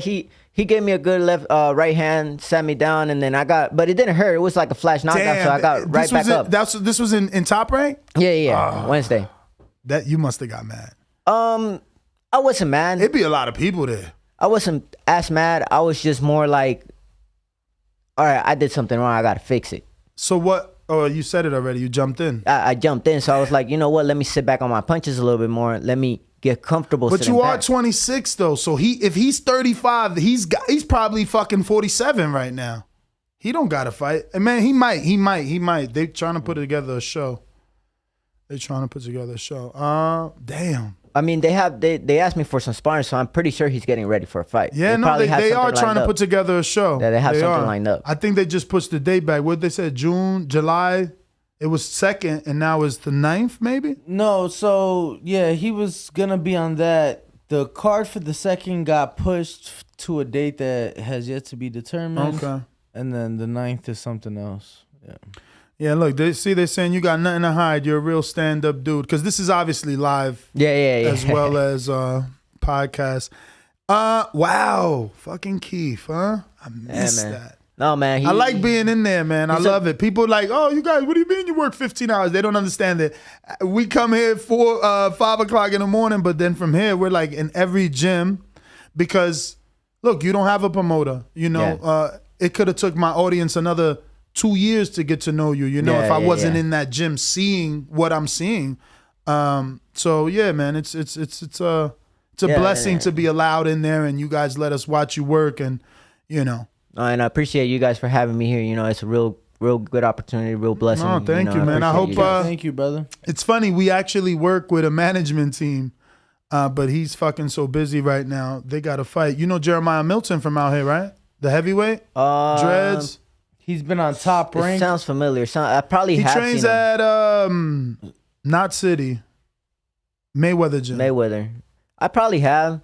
All right, you know Shane. Shane, yeah, that's his fighter. Okay. Yeah, actually, that's funny because Shane is with Bones too. Okay. Yeah, Bones is his trainer. Also, his other fighter is Jermall Pemberton. Tall kid. Tall. I don't think he's local to here, but he lives out here now. Okay. Him and Jeremiah actually live together. Who else does Mike have? I'm trying to think. Oh, I know you know Quoctavius Cash. Yeah. That's his fighter. Okay. Oh, okay. So I probably seen him around. Yeah, definitely. I probably seen him around. I'll hook you up. Yeah. Give you the number, man. Okay, for sure. Thank you, man. He actually is Missouri, right? That's where they're going for Jeremiah? Yeah, Jeremiah's fighting in Missouri, so that's where he's at. And believe it or not, he had amazing success with this creator class shit. I know people don't know because we're like boxing, but they did some other YouTube fighting thing that didn't, obviously it doesn't have the reach of a Jake Paul, but they sold like 4 million. They made like 4 million, fucking sold 100 and something thousand pay-per-views. That shit got really big. Yeah. That's good. Yeah, it got very, very big. So being from here, locally too, ever got work with Devin? Yes. I actually worked with Devin Haney also. How long ago? It was about a year ago. Okay. Yeah, I forgot what fight he was getting ready for. A year JoJo? ago? No, a year ago would have been Linares. I think it was no. Nah. No. They probably would have used him for something else. It was for some. Yeah, maybe it was the for a different Dominican fight. Maybe the Dominican. I mean, after Linares was JoJo, but before Linares, he was Gamboa. I say he got that Gamboa frame. But you're more Mexican than Gamboa. Yeah. Gamboa's more I want to be more slick. Elusive, yeah. I mean, but with Devin, it's no joke what they say, about his jab. It keeps you at bay. But once what would you have done different though? Because you've been in there. How'd you get past it, or was it you couldn't get past it? Camboso, the thing with him, he didn't change his game plan mid-fight. He wanted to do the same thing. Even at the last round, he kept the same pace. He didn't try to even like go forward or nothing like that. No sense of urgency. No. The thing with Devin, he's gonna outbox you all day.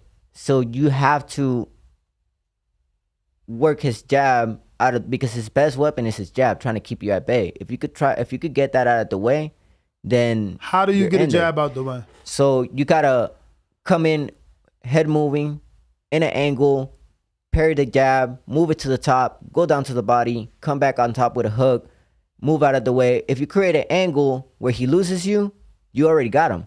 Because there's nothing else that he could do. You keep saying that he loses you. I've never heard that term. What does that mean to you? So basically, it's like with Manny Pacquiao when he fights his fighters. Whenever he's fighting, you always see that he creates an angle, and that fighter has to reset to get to where he's at. At that time that he resets, that little split second that he's resetting, that's the time where you come in and attack.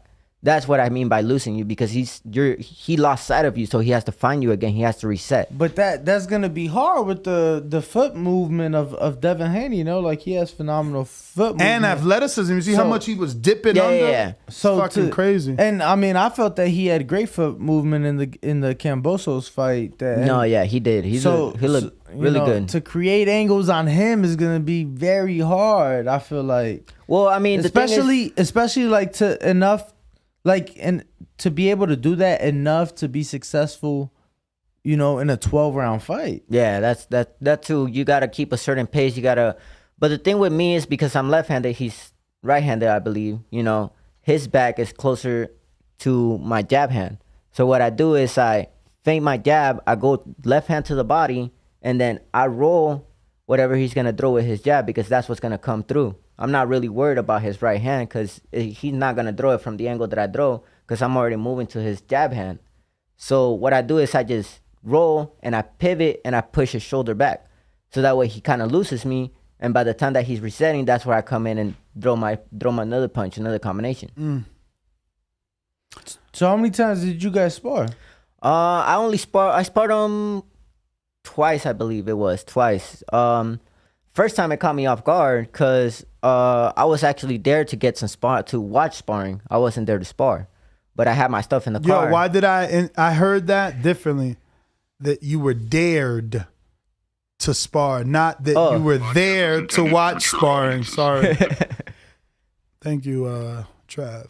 Yeah, I was there to watching spars with one of our other guys. But then I don't know what happened, that somebody didn't show up, and they were like, "Hey, is anybody in here that could give us some work?" And we were like, "I'll give you some work. We'll jump in. I'll go get my stuff in the car, You know, I had my stuff in the car, so we went in there, got in the ring.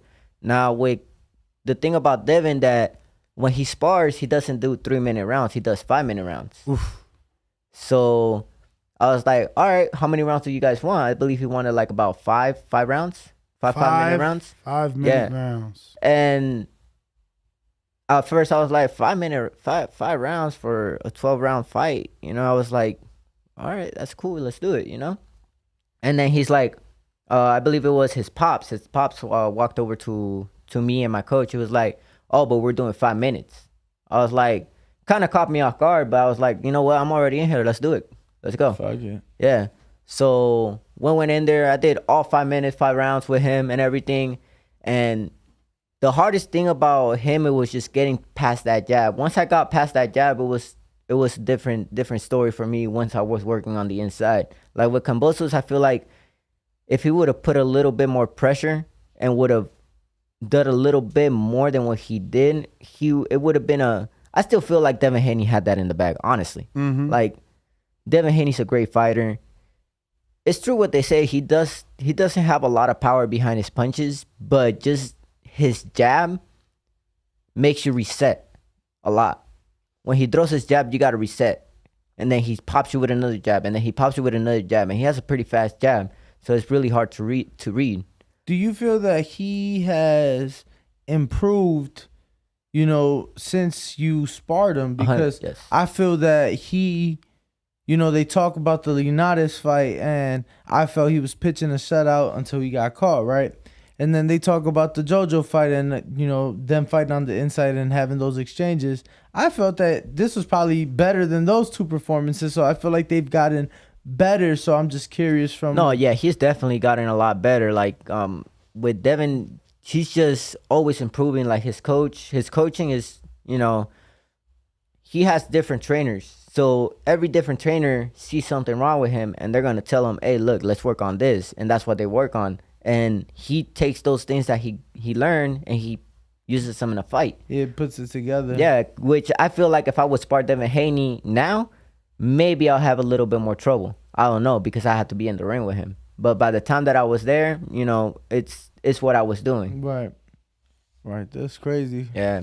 I actually even got in the ring with Jorge Linares too. Oh, wow. I sparred with Jorge Linares. Yo, who too. haven't you sparred with? Shit. Well, he's in Vegas and he's local. No, but I know. How many fighters do we get in here? Oh, so you No, is that he's got, bro, again, you're here because I see it, bro. Yeah, He's got a heart, man. Yeah. Like, bro, my man's still ducking me. I know. That's fucking insane. And Watches see, all our stories, and but I told ducking. you, and I told That's you. sad, too. Let me That's tell you, crazy because I told like you- him. I told you, I'm like, yo, you know, you just know. No, but there's an example, you know. I don't have to name names, but, you know, you can't live in Vegas and not have sparring. Yep. I don't care if you've been here. I've been here 3 months. I could have... The first minute I walked into Bones, they mistake me for a heavyweight. Like, yo, we need you to spar. I'm like, what? Hold up. Crazy. I'm good. You know what I'm saying? So it's like, how you not getting sparring? And I don't mean you. I mean this other person. So I gave him a bunch of numbers. No, and there's everybody. there's work everywhere. You go to any gym, there's gonna be work anywhere. Hell yeah. Bro, I saw somebody that doesn't even fight, and they're like, no, you're right. It's 3 dudes in Top Rank Monday, Wednesday, and Friday. They don't fight. They don't have amateur records. They're not professionals. They get to spar in the Top Rank gym every day. You notice them? You know who they are? I don't think the camera guy. He spars. Oh, really? Fucking Freddie spars, bro. Wow. I didn't know that. every sparring day. Every sparring day, my man spars, bro. But you get what I'm saying? They're novices, so they spar with each other. Yeah. You get what I'm saying? So it's like they're still learning, they're still doing it the right way, but they spar. But they're still finding sparring. There's It's always fucking work in Las Vegas. And the thing is that if they say there's no work right now, they know somebody that come in. Hell yeah. So there's always people. Like my latest camp that I was on was with Nonito Donaire. Was with Nonito when he fought. I think it was 3 fights ago. I forgot the name of the guy that he fought. Podcast is intended for mature audience. I forgot who it is that he fought. WBC title holder. Oh, Ubali. Yes, Ubali. he wanted me. I did the training camp for him with Wally. And it was just, you know, amazing work with Nonito because he's really good. He's a really good fighter. His footwork is different, and I'm not gonna lie, that hook is no joke. That hook is because we had headgear on, 16-ounce gloves. He hit me with that hook, and I felt it. I was like, whoa, all right. So I had to sit down a little bit more. I was like, all right, I got to brace myself for that. Yeah, but I love Nonito, his wife, his family, you know, amazing people. I met, I believe he's always with Jesse Vargas, too. Met Jesse Vargas. Yeah, Jesse was out there with them. Yeah. Oh, really? Yeah. He took pictures Jesse. and everything. What did you think of his fight? Did you expect that? Oh, no, man. I did not. You know, I thought if anything, it was going to go all 12 rounds. I thought Nonito had it in the bag, honestly, man. Like, with the way he was fighting his last fight, dropping with a body shot. Like, man, I thought he was gonna be a different story. But then again, Inoue is not no joke either, man. Like, he's always working, always improving. Like, I'm not too sure if you guys looked up any videos of him working out. He has a crazy workout regimen. Like, he does different stuff every day. It's not the same conditioning. It's not the same strength. It's always like different stuff that his pops has him do.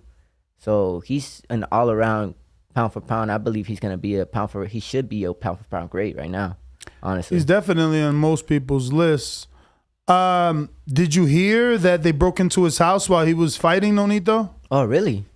Yeah. Wow, I didn't know that. It's crazy. It sucks. It does, man. These people crazy, man. Yeah, just don't respect. Nope. Terrible. I think that's all my questions. You have any more? No, just let the fans know your social media, Instagram or wherever they can follow you, keep up with you in your career, and you know. Yeah, you could just go on to Instagram, Twitter. If you guys got TikTok, follow me on TikTok too. It's La Bruquena. That's LA_BRU. Wait, what? Yeah, La Bruquena. What's that mean? That's so my grandpa used to call me that when I was little. He used to call me Bruquena. It's basically a crab.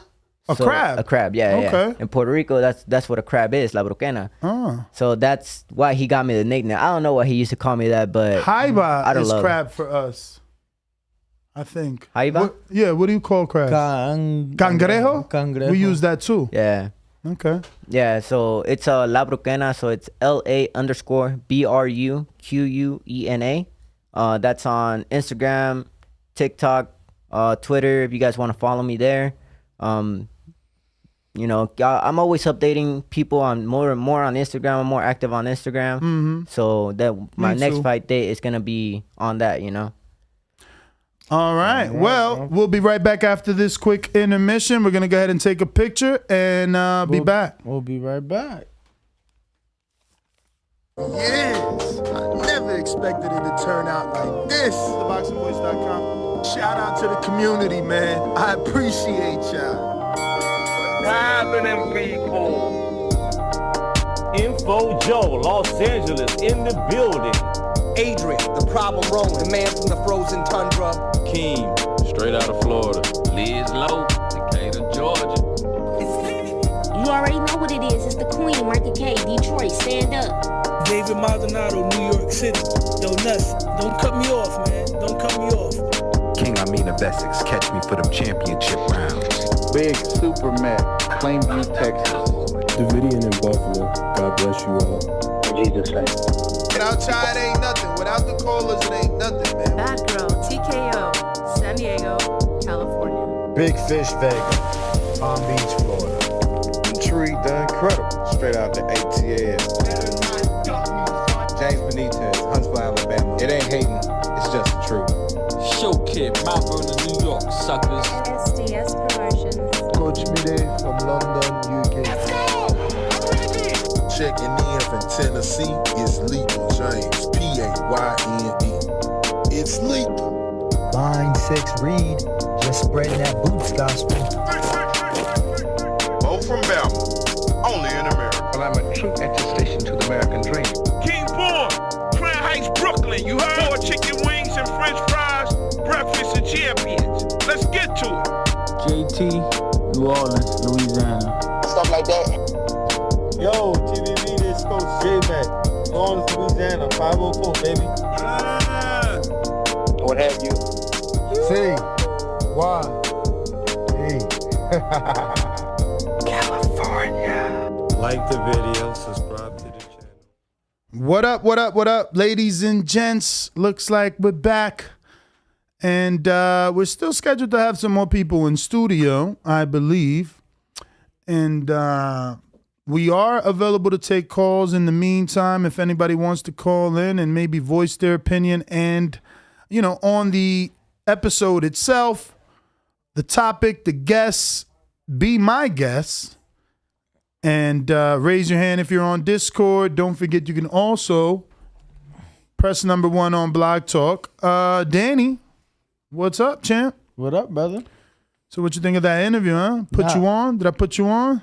No, I mean, obviously I saw him spar, but oh, yeah. Shit. Did you? Yeah. Damn, Daniel. Daniel. Yeah, no, that was some good shit right there. Yeah, I didn't even know. Look, see, I only had seen what I seen. I didn't know he had been working with all those people, and it's evident. It's evident, you know. You can't be in the ring with all the names that he named and not look good. You know, shout out to my man, okay? Jalen Phillips. That's Bo's man. I ain't going to take credit. Bo did that, but Jalen was looking good, man. Shout out to Mr. Phillips, man. He, you know, I would be very grateful if I could be part of that turnaround story. If he's like the next Tevin, like, bro, he got a serious double jab, let me tell you. The way he popping that up and to the midsection is trouble for people over there, which is crazy because he's not supposed to be doing that. But yeah, man. Good. Just want to guess. We got a bunch of super chats if you want to jump on it. Yeah, jump on it. Before I get to that, just want to remind everybody that is tuned in to smash the like button. Make sure to subscribe. We are trying to reach our next goal of 150,000 subs. 50, a.k.a. Ferrari. So come on, people, smash that shit. I said by the end of July, looking like we could, if y'all really love us, we could hit that by the end of this month. I think so. Do you? Smash that like button. I agree. But yes, we do have some super chats. Go ahead. Third time's a charm? Nah, you know what? I'll just go ahead and tell you. I'm working in the back end. Somehow, I forgot to upload yesterday's podcast. Both of them. So yeah, I'm downloading all the episodes and uploading as we, you know, talk. So it's more kind of like a whistle while you work situation here. You know all good. We got a $5 super chat from Boxing saying Oscar gives his fighters good recognition with Mexican casuals. When Oscar said he had a Mexican to beat Canelo, Zurdo Ramirez, my dad became interested. Adam Torres Sr. with a $5 super chat saying, quit spending every day trying to convince people that they can't beat Devin Haney. We just asked him about his sparring. Maybe you should just leave. Simple. You know? Because I've been seeing a lot of that. Oh, it's the Haney voice. It's like, for one, he just undisputed. For two, we had a relationship with them. And I don't see any excessive Haney talk. Like, he just undisputed in a foreign country. We're asking guests their thoughts on their performance. You don't like it, don't come back. It's very simple. 8Crown79 with a $4.99 super chat. He says, remember yesterday I said if Tank studied Duran and Chavez head and waist movement, it can help get inside of that jab, but also feint like Duran used. I guess we'll have to wait and see, right, for that one. Because he wants Tank to study Duran, right? Yeah. We'll have to wait and see. But once again, although my next goal is 150, we are only 63 away. Got windy, huh? Yeah, 63 away from 145. 63 people? From 145. Oh, 45. Yeah. 45,000, not 445. 145, yeah. Oh, wow. So we are 63 away. Let's go. We need 63 people that, that care. He said that care. Yeah, if you care, if you care about our growth and you want to see us get to the next level, tell a friend to subscribe. I have no shame. Grab your kids' iPads, go ahead and pop a little subscribe on there too. Doesn't matter. Yo, it's actually going to help with my demo. Am I late? To what? The party? Yeah. Which one? That we verified on YouTube? Yeah, that's all. Oh, why? That's all. We need to be verified everywhere, but, everything at its time. In due time. Mm-hmm. But you guys know the number to call, and if you don't, it is 425-569-5241. Press 1 time. Voice your opinion right here on the Voice of the People hotline. Don't forget to add Nestor Gibbs on, no longer over there, but on Discord is what I really meant to say. Trav, what's up? Is that down for the day? No, we still have Discord and Blog Talk. It's just you're gonna have to just trust me when I say. Oh, so you get to see it? Yeah. Though. Oh, cool. So who's available on we Discord? With nobody on Discord, we got a 347 with his hand raised on Blog Talk.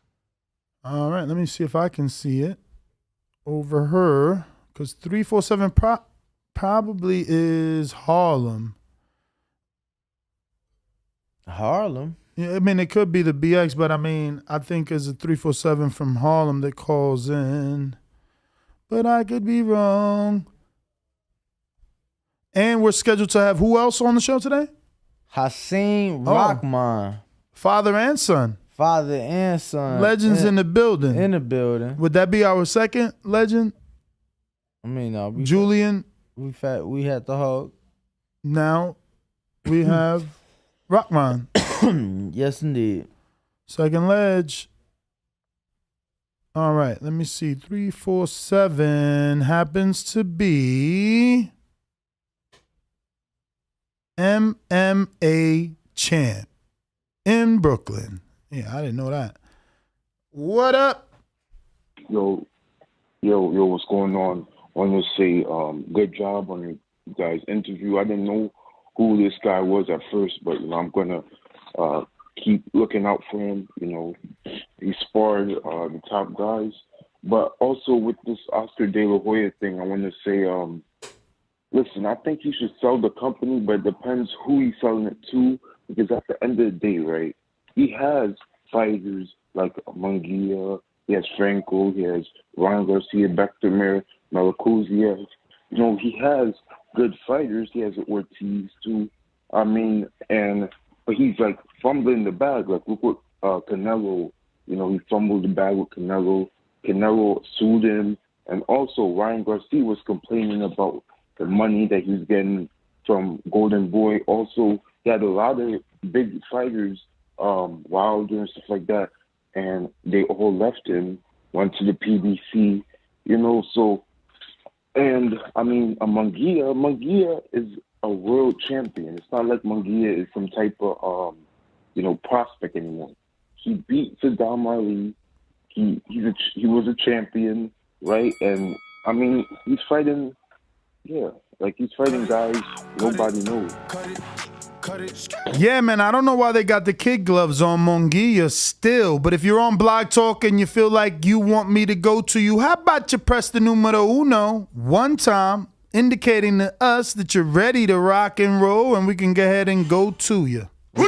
We got Big Fish Vega. Is that a crocodile? On Discord. All right. Let the little fish go so that we can catch the big fish later. I'm the big dog at the welterweight division. WBC and IBF welterweight champion of the world. At the end of the day, I'm a way better fighter than Terrence Crawford. TheBoxingVoice.com. Me and Terrence Crawford on this side of the street. We cleaning our side of the street, then we coming after Crawford. 60-40 or 7-30, whatever we give them. Say something else. Say something else. Big Fish Vega. Big Fish Mafia. It ain't a movement, it's a lifestyle.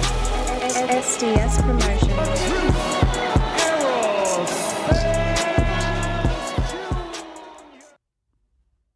Good morning. Can you hear me? We hear you. All right, good. I'm home, so using my reception ain't that good. In regards to the topic, you already know with De La Hoya, Al Haymon going back to, the mid 2010s. They had that split. Al Haymon took a lot of the fighters that were fighting under Golden Boy. I can't really put too much into what he says. But if you look at Golden Boy, you see the fighters they have. The four big ones: Munguia, Ramirez, Virgil Ortiz, and Ryan Garcia. I mean, they've been fighting top competition. They fought better competition before the signing with Golden Boy. Minus Ryan Garcia since he was a prospect. I just don't put much into it. I would love to see Charlo versus Munguia. This fight here, I mean, it's above the middleweight limit at 164, I believe. You played the audio before. One time, De La Hoya says he knows who Jimmy Kelly is. Another time, he don't.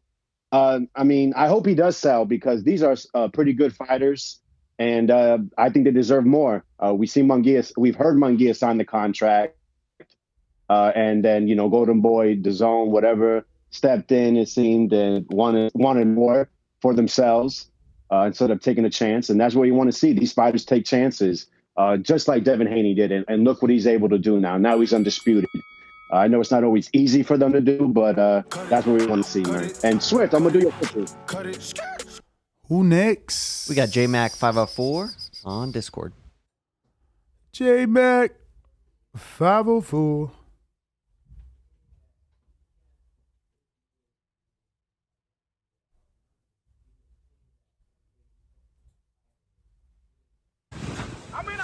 You say you the big fish, I'm looking for you. Maybe a Spence, get his tail out his butt, and he'll fight. You are watching a master at work. Target practice, baby. When I stop him, y'all gonna say he was too weak. Oh, big in the motherfucker, man. We ain't gonna be able to fire your punk ass out. You wanna bet? You bet 100,000 on that. Let's bet $1 million. I'll break your fucking neck. J-Mac, New Orleans. Don't like what I said, nigga? Do something fucking about it. One of the best finishers. Give me the towel. Give me the towel. SDS Promotion. Get ready for the back attack. Yo. Can you hear me? You're going in and out. That's why. Oh, shit. Wow. Yeah, we gonna come back to Crazy. you.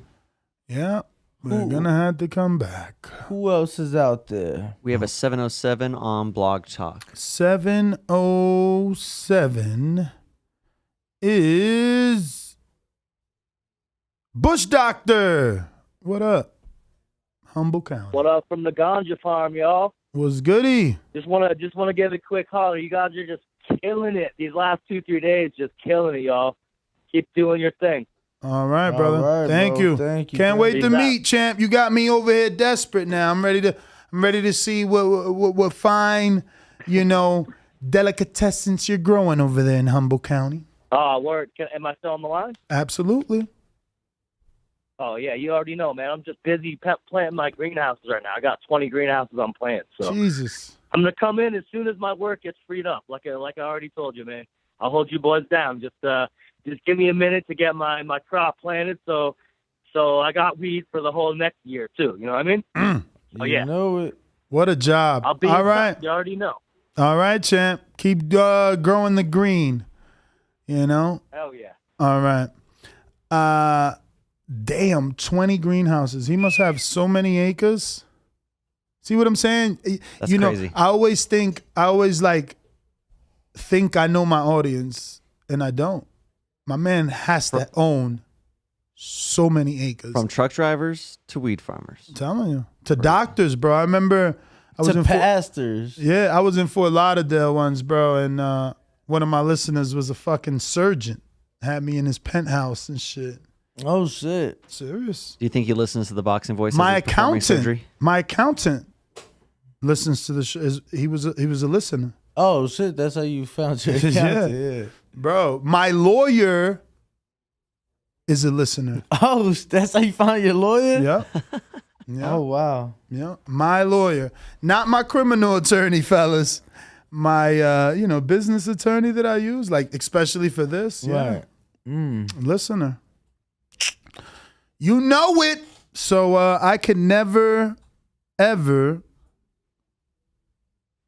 stop thanking this show. It's been insane. I've met, so many different people from all different walks of life and parts of the country. It's been quite a ride. I tell you that right now. Quite a ride. Anyone is next? We got True Roll Tide on Discord. Wait, are they here? It's for 8. No, they're not here? You didn't get the call? Not yet. I'm about to dip on Danny. Danny, how would you do if you held it down alone? If I just walked out? Easy. Like, I got to roll. And then you got to do both interviews. Bro. Tell me you straight, Dan. We straight. Who that? Danny got this, man. Roll Tide. What up, C-Dub? Nah. What up, C-Dub? What's good, man? Danny gonna be able to hold it down, man. Let's go ahead, man. We got this. It's all good. Ain't no problem. Man, I got to get this anger management knocked off, man. Yeah, man. Go ahead and do that, man. You know, there's always somebody gonna try to knock you off and ruin your joy, man. Send you to jail, knock you off your business. I hope you don't make that mistake again, man. You know, TBV needs you, your family needs you, and you know, it's just not suitable for business no more, man. You know, you slap people. You ain't lying. When you had to slap somebody just for, you know, because people gonna be disrespectful. You just got to walk away. You have to. Mm-hmm. You have to. So yeah, man. Shout out TBV. Smash. Hit the like button. It's free. Devin, I don't know what's wrong with people. Like Devin did win Undisputed, so expect the topic to be about Devin at least for the first week. I don't know people just nonsense. Shit, celebrate, get a man his flowers. Legendary, Undisputed, youngest to ever do it. We know T.O., we know that shit was fake. It wasn't the real Undisputed. So get that man his flowers, man. Shit. Like to know about the business, but why do you think, or why do anybody else think that Jermall didn't fight Munguia? Not because Munguia not ready, not because Munguia not on championship level, because they don't want the money train to stop. That Latino dollar is too good, man. How many more fights can we squeeze out this to keep this money going? Because once Jermall see him, it's over. I mean, it ain't over, but he's going to get stopped. So the bag ain't gonna look the same. So it's all about the money, man. It's all about finances. But you know, we still gotta have fun with it and still, you know, not let it ruin, you know, the boxing conversation. But you know, we all know what it is about. Just like why AJ ain't fight Wilder.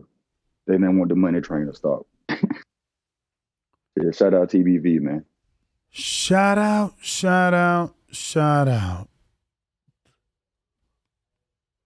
It looks like our guest will be here in a few minutes.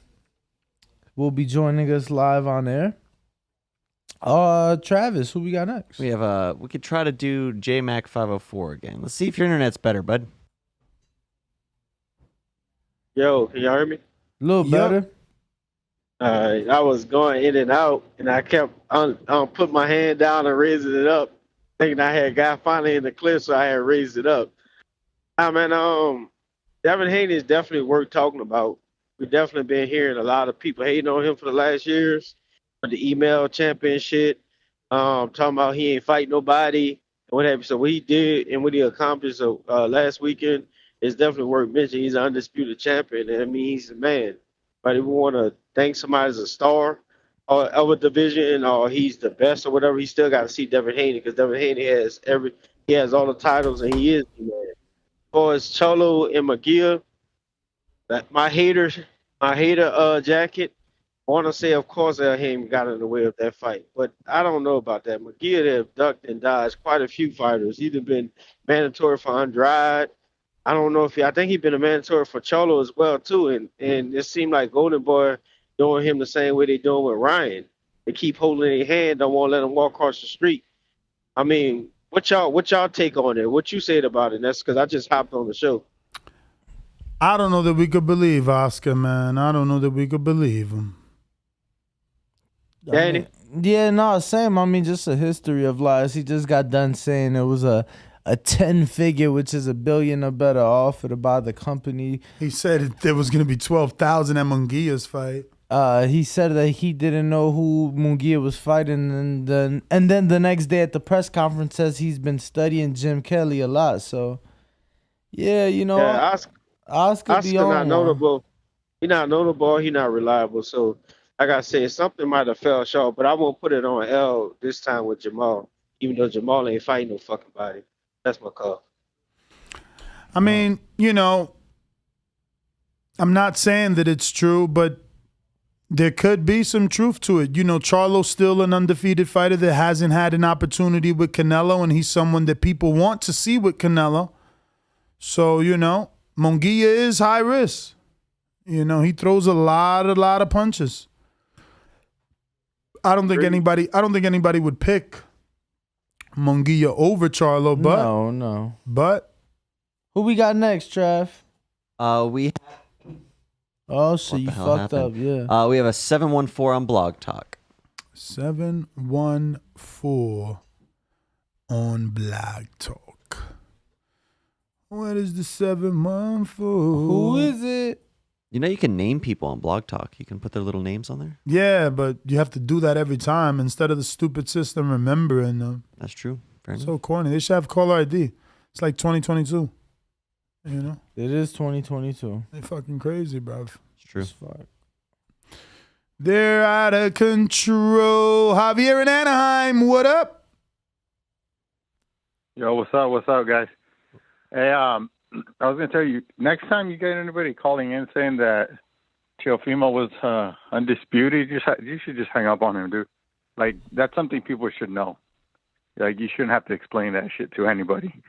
But hey, when's the last time you seen a promoter like get so much hate like Oscar? You know, I know he's fishy, like kind of fucking crazy ass cokehead, but dude did really kind of make it better for all the fighters, and nobody wants to work with him. You know, I mean, it's just I find that kind of crazy. Yeah, but in the same token, it's like, bro, we can't keep talking about like something good you did 10 years ago when, like, clearly, like, his fighters aren't progressing, his fighters aren't growing. Like, what are we doing? But you don't think they're making money? Like, I know as far as the competition goes, that's fine. But you know, you're giving Al Haymon credit for paying his fighters. I mean, yeah, but at least fights are happening. At least he's putting in fighters in like Earl didn't become world champion, and then, you know, fight fucking Chop Corley. You get what I'm saying? Like, this shit's disgraceful. But to some degree, do you think it's 100% his fault? I mean, I'd say there's some truth to what he said that you know, he tries to make fights with other fighters and they kind of don't want to work with him. Okay, one time, right? 2 times. Munguia's had like fucking 8 fights since he upset 10 fights since he upset Saddam Ali. So it's like he has, after Saddam Ali defended one time against Liam Smith, everybody else after that has been, you know, like who? Hey, let me ask you this last thing. Do you think if he tries to make the Charlo fight, you think that they would make it? I truly would like to believe side. so. I'm just asking. Yeah, and I'm saying I'm not being biased, like throwing the ball in anybody's court, like trying to put the blame on it. I'm literally just asking you guys that question. You know, like trying to be objective. Do you really think that it's 100% his fault? 99%. And like I said, and the reason I say that is because it's like, okay, 1 time, 2 times, but how many fucking times? Like, it's been time and time and time again. And it's not just with him. Like, Virgil's about to fight Michael Mickinson. Like, you get what I'm saying? And Virgil's probably the one doing better. He's the one probably doing better. Ryan just got done with going into Fortuna, who just got beat up by JoJo. Like, come on. But to be fair too, but a lot of I know PBC ventures out every now and then, but for the most part they are only fighting their own fighters, you know. But see, the thing with that is, at least they have the fighters. You even though, like, you get what I'm saying, we've been having. Yeah, but that's what I mean. How much fault does he get for not being able to have the fighters? Most of the dudes, you know what it is. It's like the majority of the people, what's it called, just want to work with Al Haymon. Like, how much of that's his fault? You know what I mean? Like, it's all his fault. It's all his fault because had he not fucked it up, then the fighters would still be with him. No. But you forget you do have an after effect of what happened, and when they did him dirty, like I know they went to litigation, but you know damn right they did the dude wrong. You know, like fucking not signing the fighters and shit. The dude thought he had his fighters. There is an after effect. After that shit happened, everybody was just going to PBC. So that's what I'm saying. Like, how much of it is his fault? I don't think it's 99%. You know what I mean? I mean, when you got your biggest fighter in Canelo, you know, and you're not even able to show up to his fights, like, you know, that's an issue. And like Ness literally just called out Floyd for that. He's like, yo, he should have been there. He should have been posting. He should have been promoting the fight. So no, that's good, but that's not what I'm arguing. Like, I'm good with that. Like, I agree with you with that. What I'm saying is that you go back a few years. Remember, you had all those fighters. They were making these fights. Everybody was just going in house. Right. What I'm saying is that there was an after effect of how I they agree. did bad. You know what I mean? I agree. I agree that there was that after effect, but you know, it's just like, I don't know. For me, you know, you could always keep it real. Like, my guy, you know damn well there's not gonna be 12,000 people at the Anaheim Center. Not for a guy you didn't even know. I know. A guy you didn't even know on the MMA Hour with Ariel Helwani, like. And then the next day you said you've been studying them for a long time. Like, that must have been the longest 24 hours of his fucking life. Yeah. You know, yeah, those are fair points. That's true. You know, it's just things like that. Like, yes, you may attempt to make those big fights, but how many times? I'm gonna be honest with you. Like, I felt that Canelo, before he even re-signed the first time, I felt that he had plateaued. Like, I didn't feel Canelo got any bigger. I didn't feel like he was being, yeah, okay, cool, you do the same shit you do every year for the Mexicans, but how is that growing Canelo? Like, make him bigger, you know? And for years we I agree with that. You know, for years we complained about some of those fights that we saw Canelo in, and finally we did get those Golovkin fights, but even still, bro, you know, I felt that he had plateaued. But I do gotta let you go as we have gone over. I appreciate the time, guys. All right, brother, you have a good one. Thank you, guys. Who you got? We got Swift out the 813. Before you get to Swift out the 813, we got Dr. DAZN with the 449 saying Devin Haney is a top dog, crown emoji, and 47 flame emojis. K. Causey with a $5 super chat saying, go to Munguia Box Rec and look at his opponent's record since he was 20-0. Slapping my face emoji. Yeah, let's do it. So instead of going out to Swift, we are going to go ahead and bring in our last guest of the day. We got the one and only, the legendary Hasim Rahman and Hasim Rahman Jr. in the building. Truly a pleasure to have, both father and son in the building. Of course, the former heavyweight champ in the building. Whichever side. Gentlemen, good morning. Good morning. Yes, sir. How you doing, boss?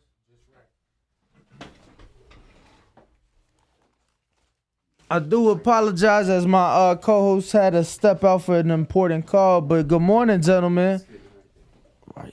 Good morning. We are very blessed and fortunate to have you both here in studio with us. How you guys doing? Good morning. Thank you for having us. Trav, you get cut on. We're good.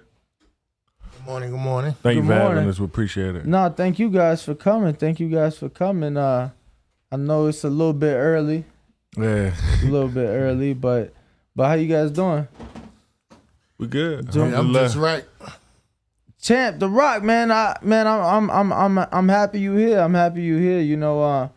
For us, for me, it's kind of weird because I'm younger, so I always went back to watch the fights. Right, I never got to watch them live, and it's different, right? It's different when you already know the outcome versus watching that.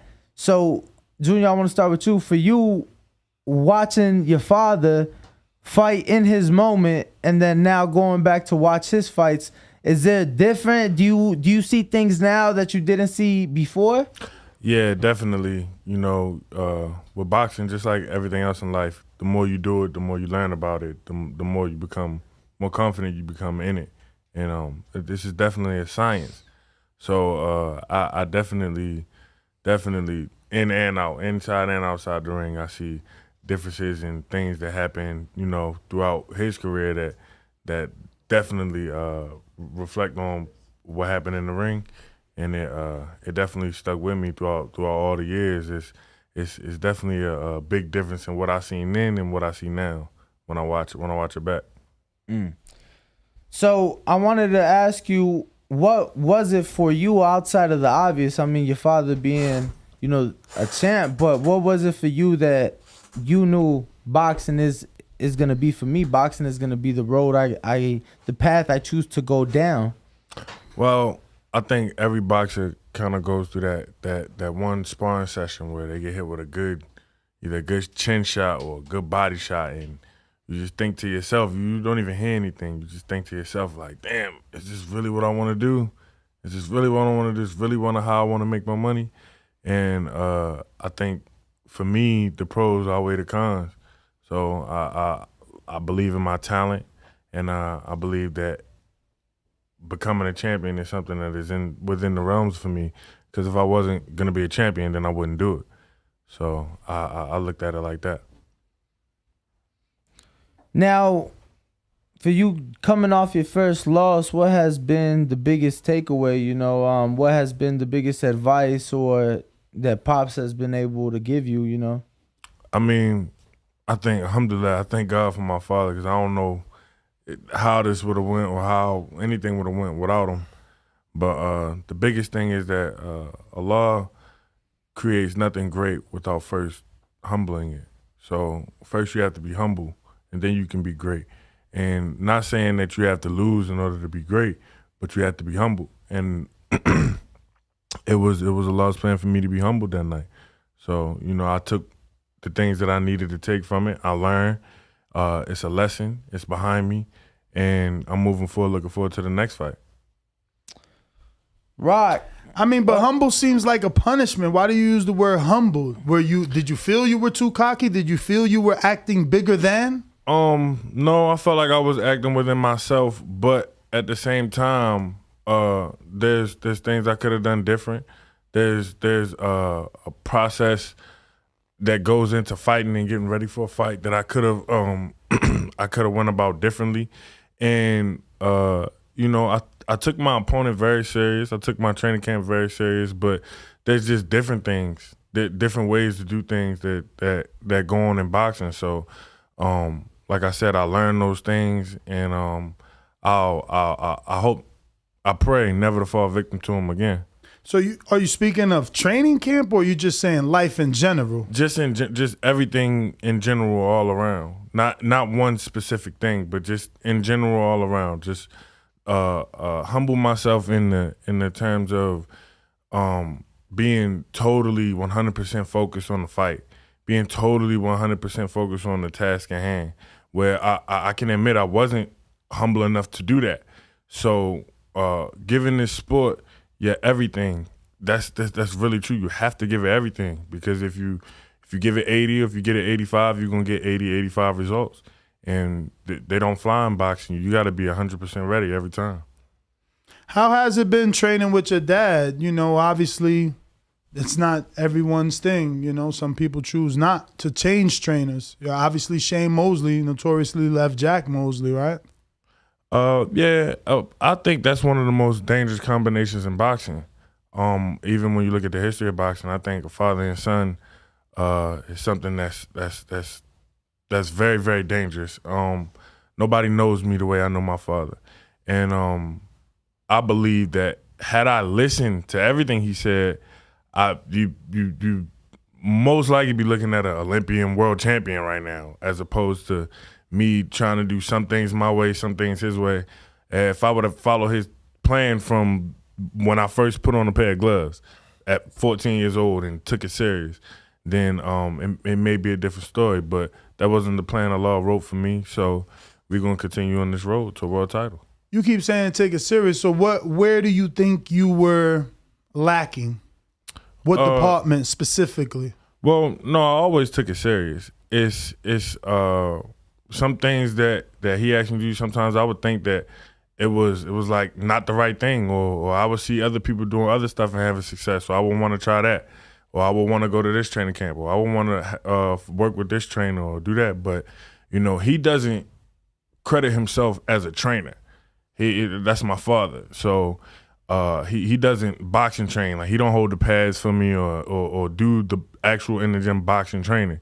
So that was always a way to have another coach in to teach me. Because he does like my conditioning and making sure I'm ready, make sure I'm able to handle everything and anything someone throws at me. But as far as the boxing, technical and all that stuff, even though I believe he's a great teacher, he's not. He don't not really. So comfortable who is in your that trainer? Yoel Judah. Oh, okay. That's what Always been? Not always been, but that's been my trainer for the past year, almost year and a half. Okay. Congratulations, Yoel. He just obviously came through for Devin. Yes, definitely. And how's that been for you? It's been the experience and the tutelage of Yoel. Man, it's been great. Yoel's a great teacher. He's been around the game for a long, long time. He's taught one of the greatest southpaws, in my opinion. Zab, one of the greatest southpaws to do it. When you talk about southpaw greats, he gotta be up there. I mean, and he bred Zab. So on top of that, he's known me since I was a kid. So he pulls out that dog in me when we in the gym and I need to pull it out. Or when I don't want to do something, it's my father that could get me to do it, but he's in a pair of shoes that's almost just like that. So he'll push me to do stuff that I don't want to do. And that's what it takes in boxing. It takes doing the things that you don't want to do and making it like it's easy. I'm sorry you lost me, man, because you said if you'd have listened to your dad, you'd have got the win. No, he said he would have been an Olympian world champion by now. Oh, so this last loss? Not just he's saying in life. Oh, in life in general. Throughout his life, had he listened to his father. Okay, I thought you meant for this last fight with Morrison's because I'm like, if you saying that Joel is the trainer and the teacher that's I was saying speaking on like in you general. said, like life in general. Yeah, if I would have got you. Follow everything step by step from when I first put on a pair of gloves, what I said. So what happened in this fight? Because I mean, I feel like you should have been motivated emotionally because of the name, right? And it was a Legends Sons card. I remember Gerald. We had Gerald in here, so his son was, Gerald Jr. was on that card as well. What do you think went wrong? It's boxing. Oh, you just got caught. I got caught with a good shot, Okay. man. It's the sport. That's what I signed up for. I got caught with a good shot. Caught with a good follow-up shot. I beat the count. When the fight resumed, I feel like I won't say I got robbed. I'll just say I felt like I had an opportunity that I wasn't able to make a move on. To me, I was under the instruction that if the referee, he told us in the locker room, if he sees something look bad, he's not gonna just jump in and stop it. He's gonna say, "Show me something." Mm-hmm. And he didn't do that.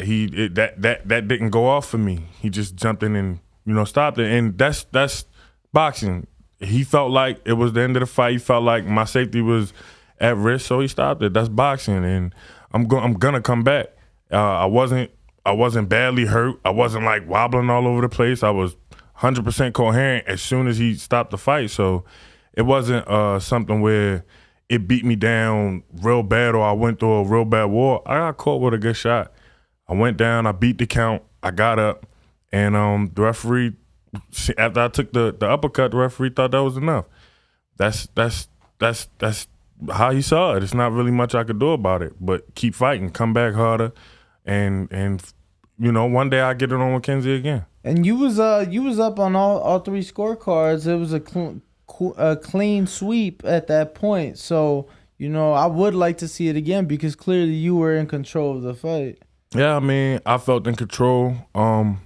He made the adjustment before I did. Boxing is about adjustments. I'm sure y'all know that. He made the adjustment before I did. So, next time I'll be ready. And anybody in my way before that, I just got to run through. Why did you choose boxing? I chose boxing because I was very good at football. I was playing for Bishop Gorman. I don't know if y'all know, it's a very good school for football. At the time, they had who's now an NFL player, DeMarco Murray. He was like the star of the school. And I went there and I was like,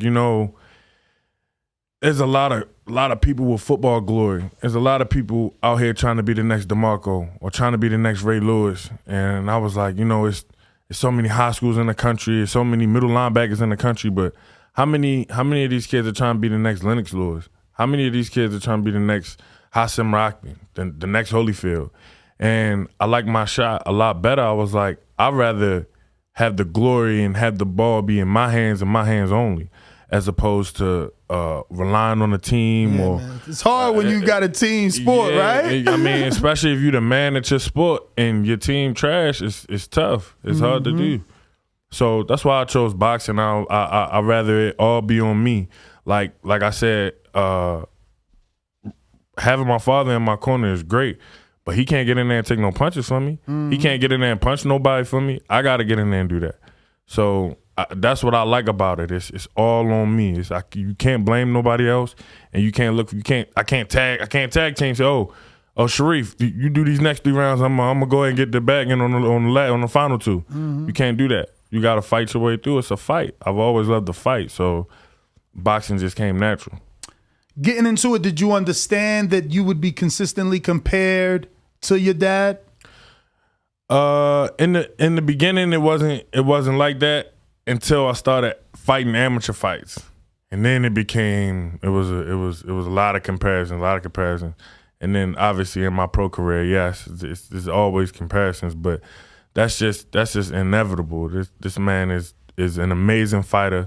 I believe the strongest boxing champion alive, and it's great shoes to fill. Not too big, just something great. It's at the end of the day, I would love for my family to be looked on as a great boxing family. So when it's all said and done, we should have many world titles and many great fights to be able to look back on, just like we go ahead and look back on his fight today. I got 2 younger brothers coming up after me, so we all trying to make this the best boxing family ever. So it's not pressure at all stepping into the ring, carrying that name. Instead, you use that as motivation? Yeah, I mean, you have to, and you have to use what you've been through for motivation. So everything I've been through in his career, I stuck by his side. I fought with him. I took every punch with him, it felt like. So I know when I'm in there, I know he taking every punch with me. I know he throwing every punch with me. So like I said, use what you've been through for motivation. So that's what we do. We thrive off each other. It's not really like I gotta be this good because my father was world champion. It's more like, breathe, listen, and that's who I hear. So the pressure be gone by that time. We've been doing it long enough. So you guys are out of DLX? Yeah. Oh, okay. Yeah, that's one of the ones we haven't stopped by too frequently. But Yeah. Bo is always in there. Yeah, That's Bo why. be in That's there. both side of the town. So do you spar in DLX or you? Yeah, I spar in DLX. Okay. It must be great for you. So it must be great for you to get that work in Vegas. I know, obviously, originally Baltimore. What do you see the difference at? Do you feel like Vegas is the best place for you to? As a heavyweight, though. Yeah, there's a lot of work out here. A whole lot of work in Vegas, and that's pretty much why we moved to Vegas. Is to better the boxing career of my father is the reason why we moved. So he got better work out here, and then it's just more boxing. There's more boxing out here. But I train in New York with Yoel. We train in New York, and it's a lot of boxing there. So I'm getting boxing everywhere I go. So you spar with George Favari, Dominican Aries. He gonna be on the Showbox card on Friday. No, I haven't boxed him before. I've seen him fight a couple times, but I haven't boxed him yet. Who else is in that New York area heavyweight? Adam? Has Adam been in the gym? Adam Kovnacki? No? No, I haven't boxed him. No, I haven't boxed him. I know he in the area though. Yeah. But he's more upstate, I feel like. I forgot the name of his gym, but he's definitely upstate. Yeah. But no, I got some good work in this camp for some good guys in New York, and then I got more good work when I came here to Vegas. So it's definitely, better work in both of those places as opposed to it is in Baltimore, it's not a lot of heavyweight work or the work that I would need to, go to the next level. Right. So for you, I wanted to ask, obviously it's only been about a month and a half, but do you have something in mind as to when you would like to get back in the ring? Absolutely, this summer. Looking to get back this summer. Literally waiting on a phone call, and it could be any minute, locking in the date for the summertime. But if not this summer, then the very first thing in September. So I'm definitely excited and looking forward to my future in the ring. Why do you think you don't have like a network or big promoter deal? I mean, obviously being the son of a legend, and most sons end up with that contract. Mosley Jr. is with DAZN. I mean, Chavez is notoriously, Junior, been with plenty of networks. I really can't think of a son who is a son of a legend that doesn't have themselves aligned. Did you choose to be independent on your own? That's more, that question would probably be better for my father to answer. Pops, how is it that he doesn't have a network or a top rank golden, like someone invested in that last name? Well, I just think the way they move fighters and the way I move fighters is a little differently. So I just choose to move my kids the way I want to move them, and then when we get there, then now we can start the bidding process. I just like to do it my way. Okay. So you wanted to establish him as a draw before taking him to a promoter? Yeah, well, he had a promoter, but which was my promoter, which is somebody I trust, which is somebody I believed in. Was that Duva? It was Greg Cohen. Okay. Okay. So it was. How long ago was that? It was all his whole career. Ooh. So that was somebody who I had a relationship with, that I know, that I believed in. So that's the route That's I interesting. chose to take. Kind of making a left here, because Greg has a little bit of past, but you're speaking highly of him. So if you've never had any issues and you trust him, I'm saying he can have a pass with whoever he wants. I know about my dealings with him, and I know about our relationship. So he's someone I trust more than other promoters. Okay. No, and listen, I got my own pass. That's what I'm saying. I'm specifically bringing that up because some people, they tend to look at things that might have happened on your way up and judge you for it. Like a Greg Cohen, he does have some discrepancies that might have happened a few years ago, but obviously he's doing a hell of a job with Mac Truck. Mac Truck is number 11 already, and he got like 7 fights. You know him? Yeah. From Atlanta? I mean, that's what I know. I know what he can do. Mm-hmm. And I know our relationship. So I know it ain't gonna be no crossing in it. I know it ain't gonna be no shady stuff with me. So that's the route that I took. That's good. All right. Well, now we know. I mean, got to put it together, and I'm assuming you guys will cross the street over to a promoter. Do you have any network that you see yourself fighting under those lights, a preferred one, or does it not matter? I don't. It doesn't matter to me. I'm focused on getting to this world title. We very, very excited to get back in the ring and get to doing that. I would say this. Devin, right, was on DAZN for a while. Before that, he was on Showbox. First young guy to get all access on Showbox. But when he sat here yesterday, he definitely said he felt the promotion and felt like a star because of the promotion that Top Rank did. Now, I'm not saying it's Top Rank, but they have the machine in ESPN. So I don't think all networks are equal. I mean, obviously, I'm sure you guys are like other sports fans. I don't watch any other sports, but you can find those on ESPN. Right. So, it's kind of difference. No, you don't think it's a bigger network, ESPN? No, I'm actually the one who Bill Haney is my man. Okay. I'm the one who really told him, look, he called me, consulted with me about really everything in boxing. And we watching a little short story real quick. We watching Devin Haney box Miguel Buchet. Okay.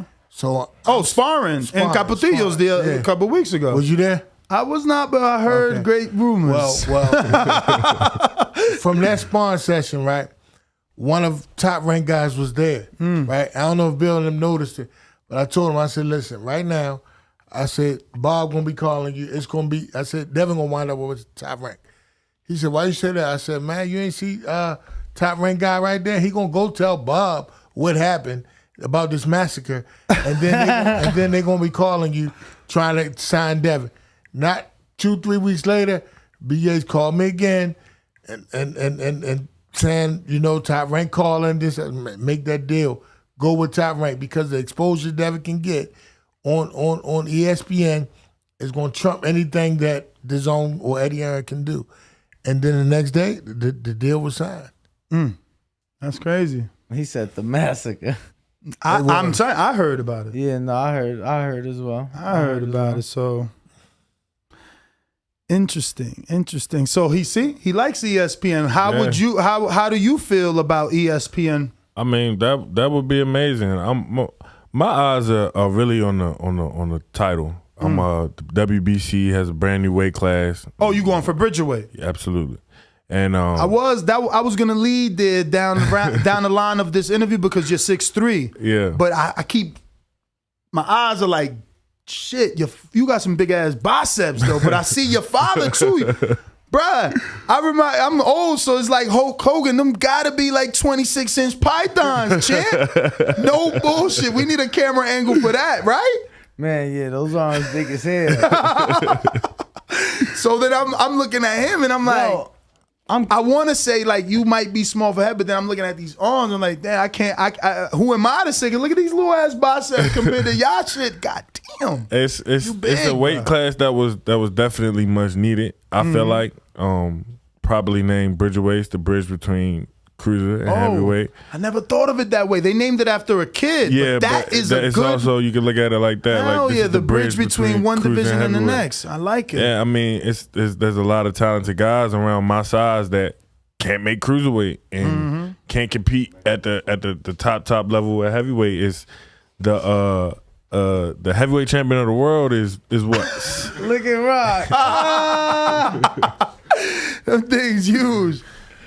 Oh man, they little right man. He said yours little. Nah, you leaner though. You leaner. Little Rock. That's the Little Rock. That's like the capital of Arkansas. He said the capital of Arkansas, Little Rock. Oh man, that was hilarious. Wow. So I actually want ESPN though, because you got Kingsley, eBay, Guido Viginella. Who else is over there? I've been in camp with him. They got the Puerto Rican heavyweight. They got a few heavyweights that you could get your feet wet before you get into the other bigger names that they have. They have a lot of heavyweights too. This kid just fought too, but I think he's with the Salida. Who? The dude that did the Fed time heavyweight lost to Pulev. Oh yeah, Jerry Force. No. It's with an R. Rod something. Last name's R. Come on, guys. No. Fat time. You don't remember him? He kind of a little heavy set. No. But he could box. Wait till I pull him up. Lost to Pulev? Yeah. Which Pulev? The big one? Yeah, Kubrat on ESPN. No, that was his recent fight. Yeah. I'll find it. But yeah, you can pick up there. No, yeah, I was gonna ask you. In the meantime, I wanted to bring up the face-off you had with Rampage and Rydell Booker. Rydell Booker. Yeah, I know what you're talking about. Yeah, those are decent fights until you cross that. You can get into that chance because they got a few other dudes over there. Absolutely. And when you think Rydell not on your level? No, I didn't say that. I'm just saying. As far as good fights like that, even when you look at my record, just look. I fought a guy 19-0 with 17 knockouts, so that tell you what I'm not really turning down, and it's not that I'm ducking nobody, not dodging nobody, and we'll fight him again. So whatever fights out there it is to be made, I'm willing to take them, and I think that in and of itself is a breath of fresh air into the sport, and that's what I want to be. But you said Bridgerweight, man. Have you watched how that division is filling up? I watch it and I see. Honestly, I can't remember nobody besides the champ, Rivas, which I still think is a great fight for you. Yeah, I love that fight. He's not too big. I love that fight, and I love the fight that he had with Brian Jennings. It was a great fight. But isn't Brian retired now? I'm not I sure. haven't seen him. I'm not sure. He may be. He's been doing a lot of construction. But I love the fight they had. Well, flipping houses. Oh, my bad, right? Flipping houses. I don't mean like manual labor. He's got, he's buying and flipping. Yeah. Nah, but we doing construction too on ourselves. Yeah. Oh, on the body. They got Bayback in that division. They got the guy that's about to fight Rivas for the belt. Rivas has a fight. Yeah, he has a fight in August. So he's gonna be defending the belt in Colombia in August. And it's going the guy that fought him for the belt, Ryan, I forget his Rosecki. Ryan Rosecki. That was a decent fight. It was. And that dude overachieved because he moved up from 75. Right. He came way up. Mm-hmm. But yeah, I've definitely been paying attention and making sure that I do my homework. So it's like I said, that's the goal. That's what we going for. We're gonna get one of those world titles. That's the game. That's the ultimate game plan. Would you take a Rosecki? Of course. Here like I said, or over there? Because he's kind of a draw over in Nova Scotia and shit of all places. My father traveled the world to fight. I'm willing to do the same thing. I mean, it's like almost like if you go to somebody and say, would you do this? And I will go to my dad and I say, Dad, would you do this? And I know what he's gonna tell me. Well, if the opportunity is right, if the money right, and if it's an even playing field, then then do it.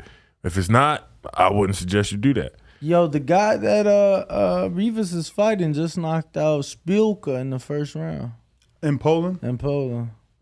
Is he Poland or is he from Colombia? No, he's from Poland. Oh, so it's a hometown for Rivas. Rivas, he cocky, but he's sure. Have you met him in person? I haven't met him in person, but I heard the same thing. I met him in Mexico. He's just like real wide. And I don't bodybuilder like, but I guess he's athletic because, the muscles didn't hold him back. We got a few questions from the people. This one is coming straight for Hasim Rahman Jr. What advice have you sought from your father on how to deal with the loss via stoppage? Have you? Have you even like? I did. Okay. I did. I asked him whether or not I should watch it. I asked him whether or not I should watch it because I didn't know. I was like, I seen it in the locker room after that because I didn't know. Like, I'm like, I knew what happened. I'm like, what was going on? So I didn't know. So a couple days after the fight, and I'm everything's getting back regular, and I just called my dad up and asked him, because I know he's been through it. I'm like, Dad, you ever go back and watch some fights you lost and see like where you went wrong or see what was going on with it? And I ain't gonna tell y'all everything he said, but short answer is no. Why? What? I ain't even Don't go back and watch it? So what? how do you learn from the mistake? How do you know not to do again? I just think it's in preparation, and we know how we prepared, and we know that we can do. First of all, I watched it for him, so I know where he went wrong, and I just feel like it's in preparation. It's all in preparation. It's about how you go at the fight, and I mean for me and for boxers, just real briefly, I don't really look at it as losses. I look at it the L's as lessons. I just feel like any man who step in that ring and put his life on the line to entertain the masses like that, I don't give them losses in my book. They lessons in my book. They L's, though it's an L, but it's a lesson. And we learn from the lesson.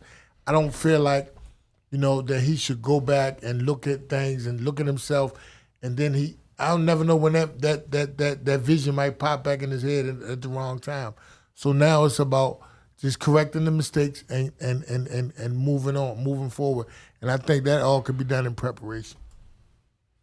Understandable. Definitely understand. I probably wouldn't go back myself, because it's just like you're going to play that moment over and over. That's exactly what I'm trying to it could haunt you. And I mean, I guess you could take it into the next fight emotionally, wondering, am I gonna get knocked out again? Exactly if you think too much about it. Trying to prevent. I mean, he got a team that we know the mistake. Okay, so they say a person that don't know his history is bound to repeat it. Okay, we know what we did wrong, so we'll correct it before the next fight. It's just that simple. I got Dual Ingram in Compton that says, we have the same name, and Ness used to pronounce it Rahman or Rahman, I don't know. But my question is, in the long run, Was the lawsuit against Floyd the right decision? Did it affect your career in any way? Oh, wow. You were signed to Floyd? I don't know if I can answer that question. Well, I can't speak on that. Okay. Legally, I legally can't speak on that. Damn, so you got a gag order. Yeah, can't talk about that one. So you can't even say you were promoted by Floyd? I didn't even know that. Nah, that's not what Not happened. accurate? Nah, that's not what happened. But I don't have no regrets in my life. I'm good. We good. I think we got a great team. You know I got a pride just because that's what I was saying. Like a name like Rockman, you deserve the true promoter. Now we find out you did have one, but something happened. I need some sort of clarity. He was never promoted by Mayweather or Floyd. In fact, the situation they're talking about, he was still an amateur. Right. So there was interest though. I mean, Floyd used to be my man. We used to be together every day. So it was. When you say every day. Every day. Yeah, every day. Like friends, not just boxing friends. Every day. Damn, that's so weird to picture a fucking welterweight with a heavyweight every day. How'd that look? Even though I did see pictures of him and Mike together a lot. All right, well, not a lot, but iconic photos. Just to give you a little bit more, he touched on it earlier, but Floyd's the reason why I moved to Vegas. Okay. And when I came to Vegas, I got with Roger. Me and Floyd was together every day, besides tax purposes. But, that was the reason why I came to Vegas. So Roger trained you? He trained me for a second. Okay. But that's the reason. I'm sorry, I have to grab my son, so I got to leave now. Oh, yeah, I got to go. No, I do. He don't. Oh. But I just want to let y'all know that my harvest is almost done. I got a Hydro Rock strain of weed that's coming out, and I'm bringing it. What's Hydro Rock? I've been smoking for 11 years. I never heard of a Hydro Rock. Okay, explain it. What is it, though? It's a hybrid. The crossbreeds. What's the crossbreeds? What you mean? You don't know the genetics? The two strains that made yours. It's indica and the names of them. No, it's like I think it's like. So it would be like Rockman Jr. Mixed with Danny made. Sharif know it. Sharif know it for sure. So you said it out loud before. So what you mean? I don't understand the it's question. It's like cookies and gelato or something like that. Like two things mixed up to make one. It's the parents that make the kids. Exactly. But I still want to know what the Hydro Rock that's what is. they can tell you. Is the name of the weed? Yeah. Okay. That's just the name of it. Okay. All right. Yeah, But I definitely bring y'all some by. But definitely bring some by. being called Hydro Rock, is it being grown in water? No. Because you're using the word hydro. No. Okay. So it's soil. Yeah. All right. But I just want to bring y'all some by. And Definitely. It's the name and markers of weed. What? And once I bring it, y'all gonna know that's. Listen, when you ready, we sponsored by Jardín, the biggest dispensary here in Las Vegas. So we could.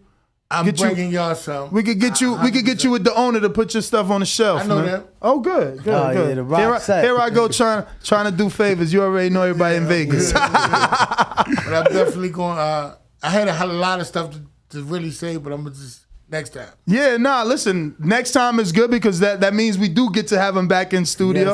Yes, sir. And we still got a bunch more for you. No doubt. Separate cars. Yeah, separate cars. Yeah, he said they Oh man. Hey, maybe y'all going straight to the gym from here. Wait, we gotta take a picture with the Rock. Yeah, we'll be right back. We're gonna be right back. We gotta take an outro pic with the Rock. We're gonna have to bring back Junior.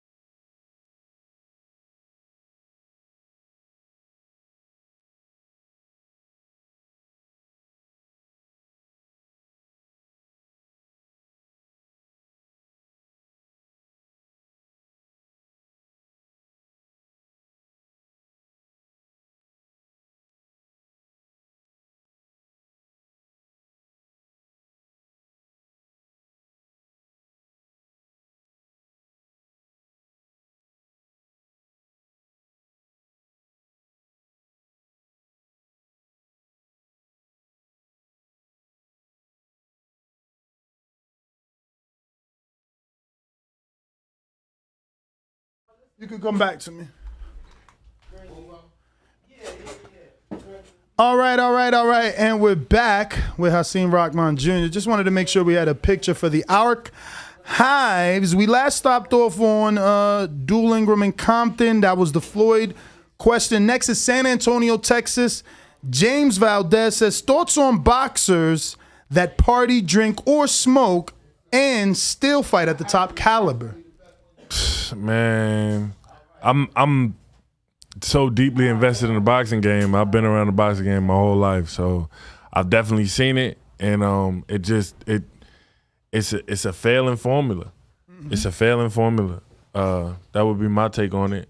I don't think that many people would disagree. Some may, but yeah, I think that's a failing formula, man. This is a science. So everything that you put into your body, everything that you do, all the hours that you sleep, all hours that you miss sleeping, that's all calculated and shown on fight night. So, how is it that you guys have a weed strain and y'all don't test the weed, bro? That's his weed. That ain't my weed. That's his weed. Nobody. So you got all your siblings box? Yeah, it's me, my younger brother Sharif. He's 25. Then my younger brother Hassan. He's 15. Yeah, he's 15 this year. So it's just us three. So how y'all know if your father ain't got no Reggie? Somebody got to test that. I mean, that's they got percentage things or something like that. I don't know. Nah, you're right. Some type of you're right. You're right. I'm fucking with you. You're absolutely right. I'm just pulling your leg. I got the best dad ever in Baltimore. He says, who are your guys' favorite fighters to watch in this era? And Junior, what goal do you have set for your career in this sport? Baltimore is behind y'all. I appreciate that. Answer the question that was directed to me. My goal is to be a world champion and one day to train my brothers to win a world championship. Oh, you want to be a coach too? I don't want to be a coach. It's weird that I say that, right? I don't want to be a coach. I want to be my brother's trainers. I don't want to train nobody else. I just want to, Robert Garcia did that with Mikey Garcia, I believe. Mm-hmm. Yes. He's world champion and he worked his brother's corner. Mm-hmm. That's the goal I see. I'm not, because I can't coach everybody. I don't know everybody the way I know my brothers. Mm-hmm. But I know when my brothers are in there, some amazing things happen between all of us. If y'all wouldn't believe some of the stories that happen, and sometimes it's him fighting, sometimes it's me fighting, sometimes it's my dad, sometimes it's sparring. I just think that nobody can get to you the way your real family can. So, like I said, I would love to. My goals to win a world championship and then coach my brothers in world championship fights so they could win championships. We got Info Joe in California. He sent the question for your dad, but he stepped off, so we'll save that for the next time. New York Bullet says, what's up, champs? For Junior, besides your dad, obviously, were there other legendary fighters that inspired you to box? And obviously the other question's for your dad, but he's gone, so that one's for you. Yeah, definitely. Lennox Lewis. I was about to say, you said Lennox before your dad. I looked at your dad like, damn, is he going to get offended? Nah. He there was nothing. There's nothing behind that. But it's because that come off the Ray Lewis. When I said it earlier, it came right out. The Lennox Lewis come off the Ray Lewis. A little wordplay on that. But yeah, I definitely looked up the Lennox Lewis a lot. Roy Jones Jr. One of my favorite fighters all time, Andre Ward, Winky Wright, these Bernard Hopkins. There's a lot of legends that I've really looked up to in the sport, and one I got to train with, Pernell Whitaker. Done a lot of studying on him. Wow, you got to train with him. Yeah, when he was here in Vegas. Actually, when he trained Devin, I was almost alongside with them training. So it was. Bro, I didn't even know Sweet Pea trained Devin. That Sweet Pea spent some time with Devin. Wow, absolutely. That's a question to ask. Yeah.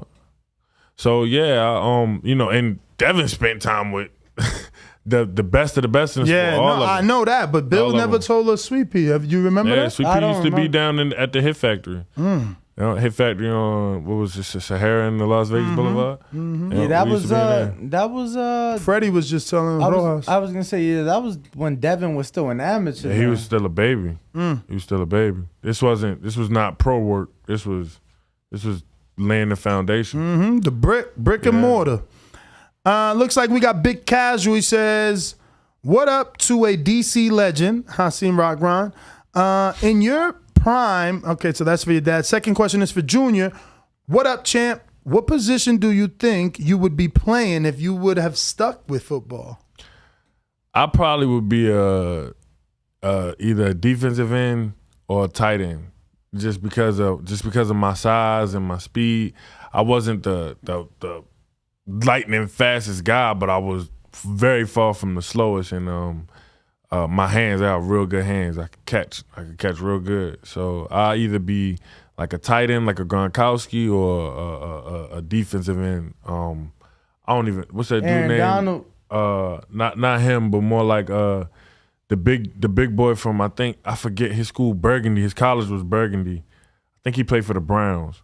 Oh, I don't know about them sports. I think his name Amir Garrett or something. I'm not sure. Oh, Myles Garrett. Myles Garrett, yeah. So either a defensive end like Myles Garrett or a tight end like Gronkowski, just a big guy that I would have been a lot bigger had I played football. So be a big guy that could catch and obviously block and get people out the way, chase down the quarterback. So I was real good at playing defensive end. Yo, that's crazy. Damn, that's crazy. The Axiom just made a great point. The last undisputed lightweight champion was Pernell Whitaker before Devin. That's what's up. That's a great put together. That's crazy. I ain't even know that. The last one is for your dad, but maybe you've asked him that since that fight and pictures of that fight were so iconic. Obviously, when he suffered the hematoma in that Holyfield fight, did you ever ask if he could physically see it, like from his eye? I'm pretty sure he could see it. Really? I'm pretty sure he could see it. That fight was crazy. I was actually sitting next to Jay-Z that fight. Oh, wow. Yeah, so seeing that happen and then seeing How him old go were through you? it, I was 10 or 9, depending on the year. I think I was 10. And I'm literally sitting right next to Hope. Like we sat next to each other the whole fight. Watched the fight together. Was crazy. He was there to support my father. He was there rooting on my father. And I know my father could see it. It's just like any other thing you could see. If something's happening to your body, it's not like his eye was blinded or anything like that. So I would imagine he could see.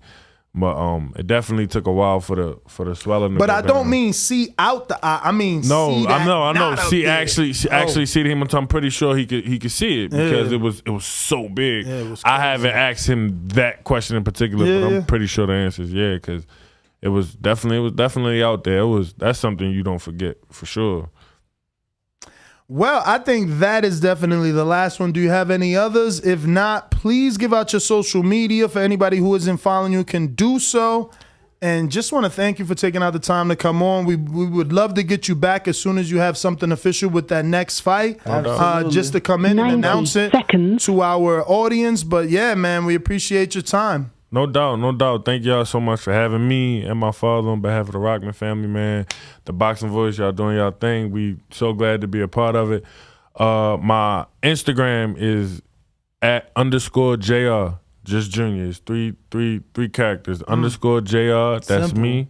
Very simple, easy to get to, _JR. And then my Twitter is _Hasim Rockman Jr., so just my name. So any support on there, if you hit the follow button, I think I'm about to hit 5K. So if y'all could hit the support with that follow, that'd be much appreciated. And have you ever tried to change it to Hasim Rockman Jr.? Yeah, somebody took it and did some other stuff with it. So it's just Junior. Yeah. It's crazy. Yeah, Stealing people's name out in these streets. They do that. Well, we're going to take another intermission. Actually, we took the picture with you, but we'll still take an intermission and be right back.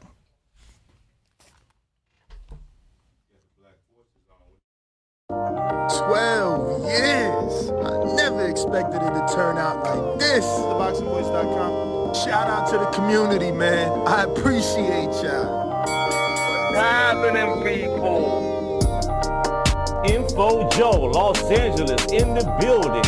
Adrian, the problem wrong, the man from the frozen tundra. Keem, straight out of Florida. Liz Lowe, Decatur, Georgia. You already know what it is. It's the Queen, Martha K, Detroit, stand up. David Maldonado, New York City. Yo, Nuss, don't cut me off, man. Don't cut me off. King Amin of Essex, catch me for them championship rounds. Big Super Mac, Plainview, Texas. Davidian in Buffalo. God bless you all. In Jesus' name. Without Chai, it ain't nothing. Without the callers, it ain't nothing, man. Bad Girl, TKO, San Diego, California. Big Fish Vegas, Palm Beach, Florida. Intrigue the Incredible, straight out the ATL. James Benitez, Huntsville, Alabama. It ain't hating, it's just the truth. Show Kid, Mount Vernon, New York, suckers. SDS Promotions. Coach Mide from London, UK. Checking in from Tennessee, it's Lethal James, P-A-Y-N-E. It's lethal. Line 6 Reed, just spreading that boots gospel. Bo from Bama, only in America. Well, I'm a true attestation to the American dream. King Born, Crown Heights, Brooklyn. You heard? 4 chicken wings and french fries, breakfast of champions. Let's get to it. JT, New Orleans, Louisiana. Stuff like that. Yo, TVV, this Coach J-Mac. New Orleans, Louisiana, 504, baby. What have you? C. Y. E. California. Like the video, subscribe to the channel, join YouTube members and Patreon for some. This is the #1 pound for pound and 2-division champion, Marvin the Tank Furman from Dallas, Texas. LV Southern, from DC to Stunt City, Bomb Squad. Brandon Maurice, a.k.a. the AJ Trucking, straight out of Cincinnati, baby. Madbad 100, U.S. Virgin Islands. Chickarelli, Hollywood, California. Louis Reyes, Boston, Mass. Yo, drop that SDS shit, This son. message was brought to you by SDS Promotions. The voice of the people. There is no equal. You can add Nestor Gibbs on Skype to be part of the conversation. TheBoxingVoice.com. As I always say, please make sure you push the thumbs up. Share this in every episode of the Boxing Voice podcast. This is TBD for life. If you ain't on Patreon, that's because you're stupid.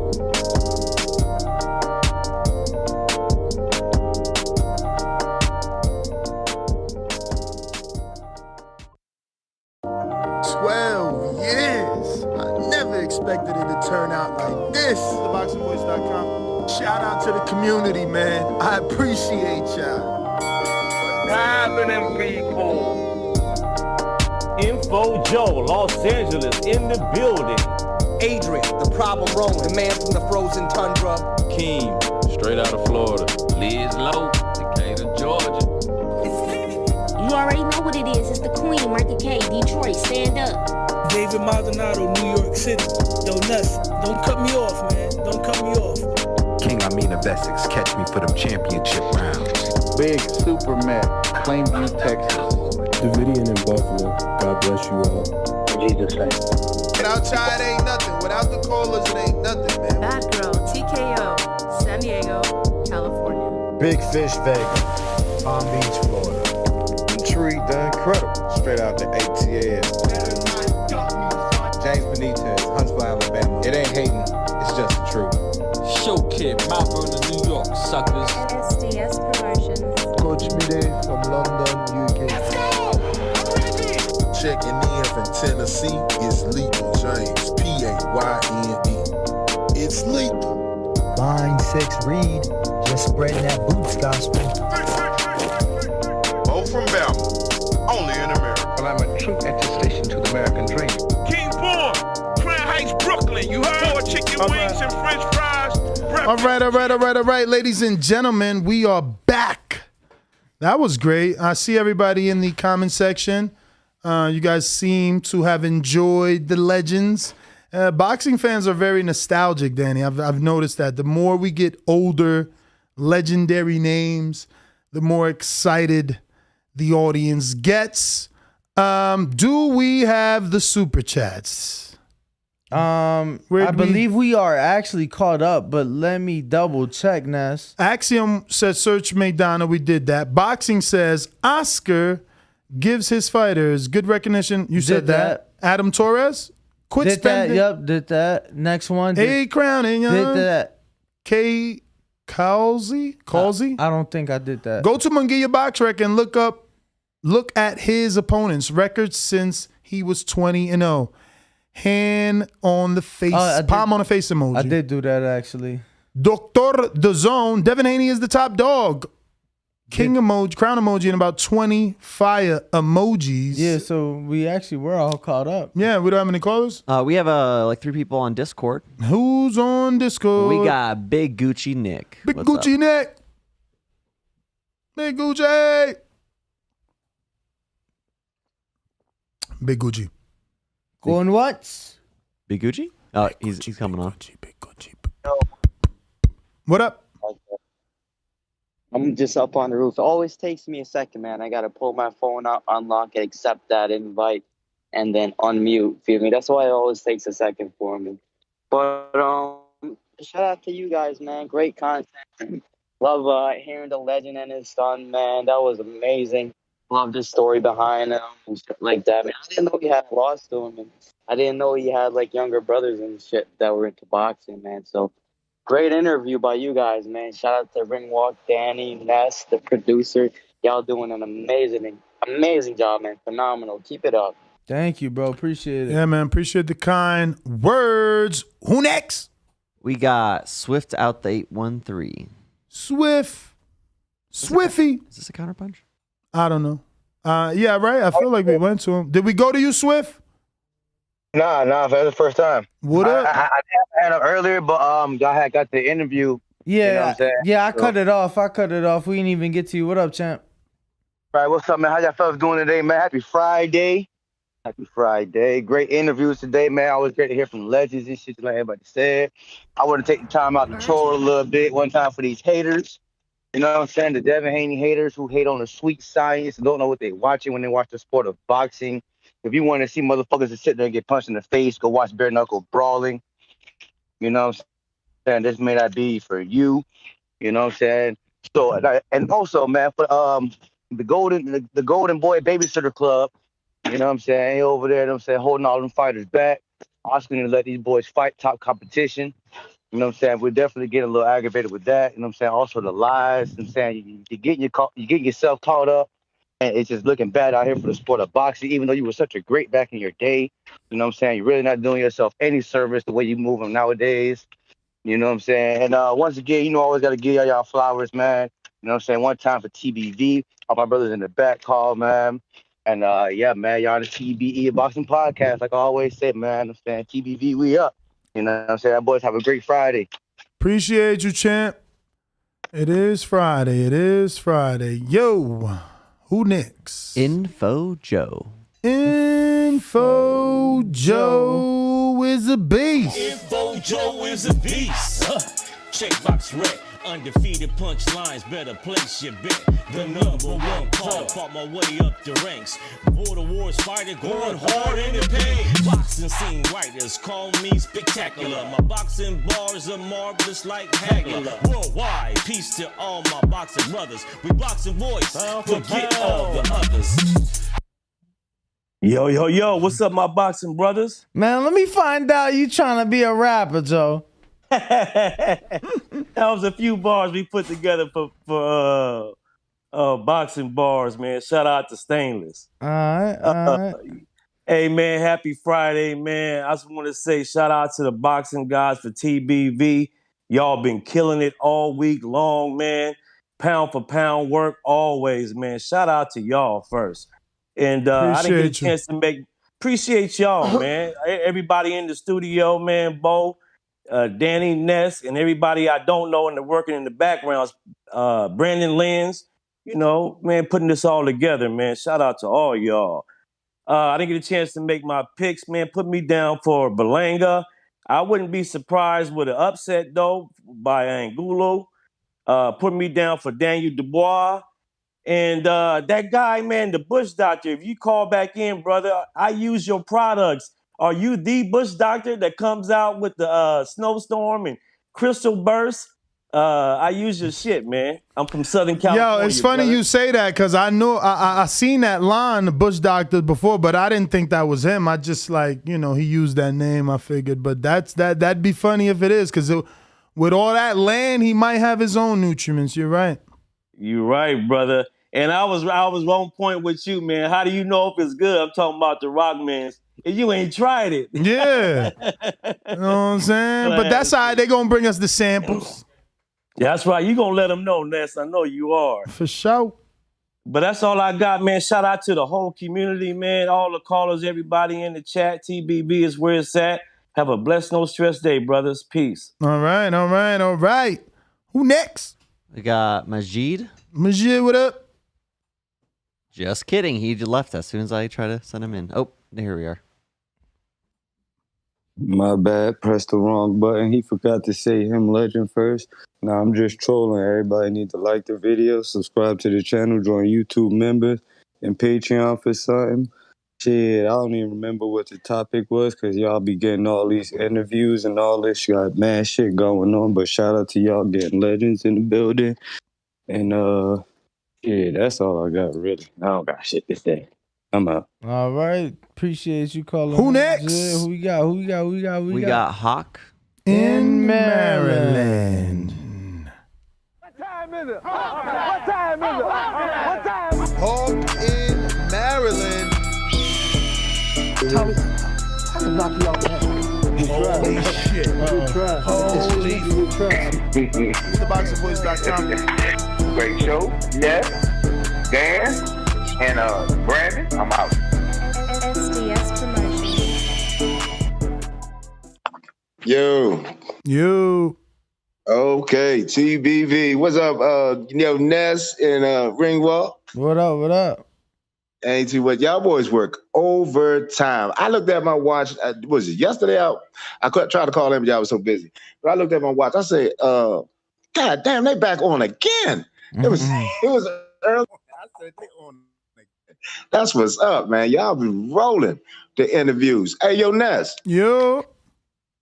Okay, I go back, bro.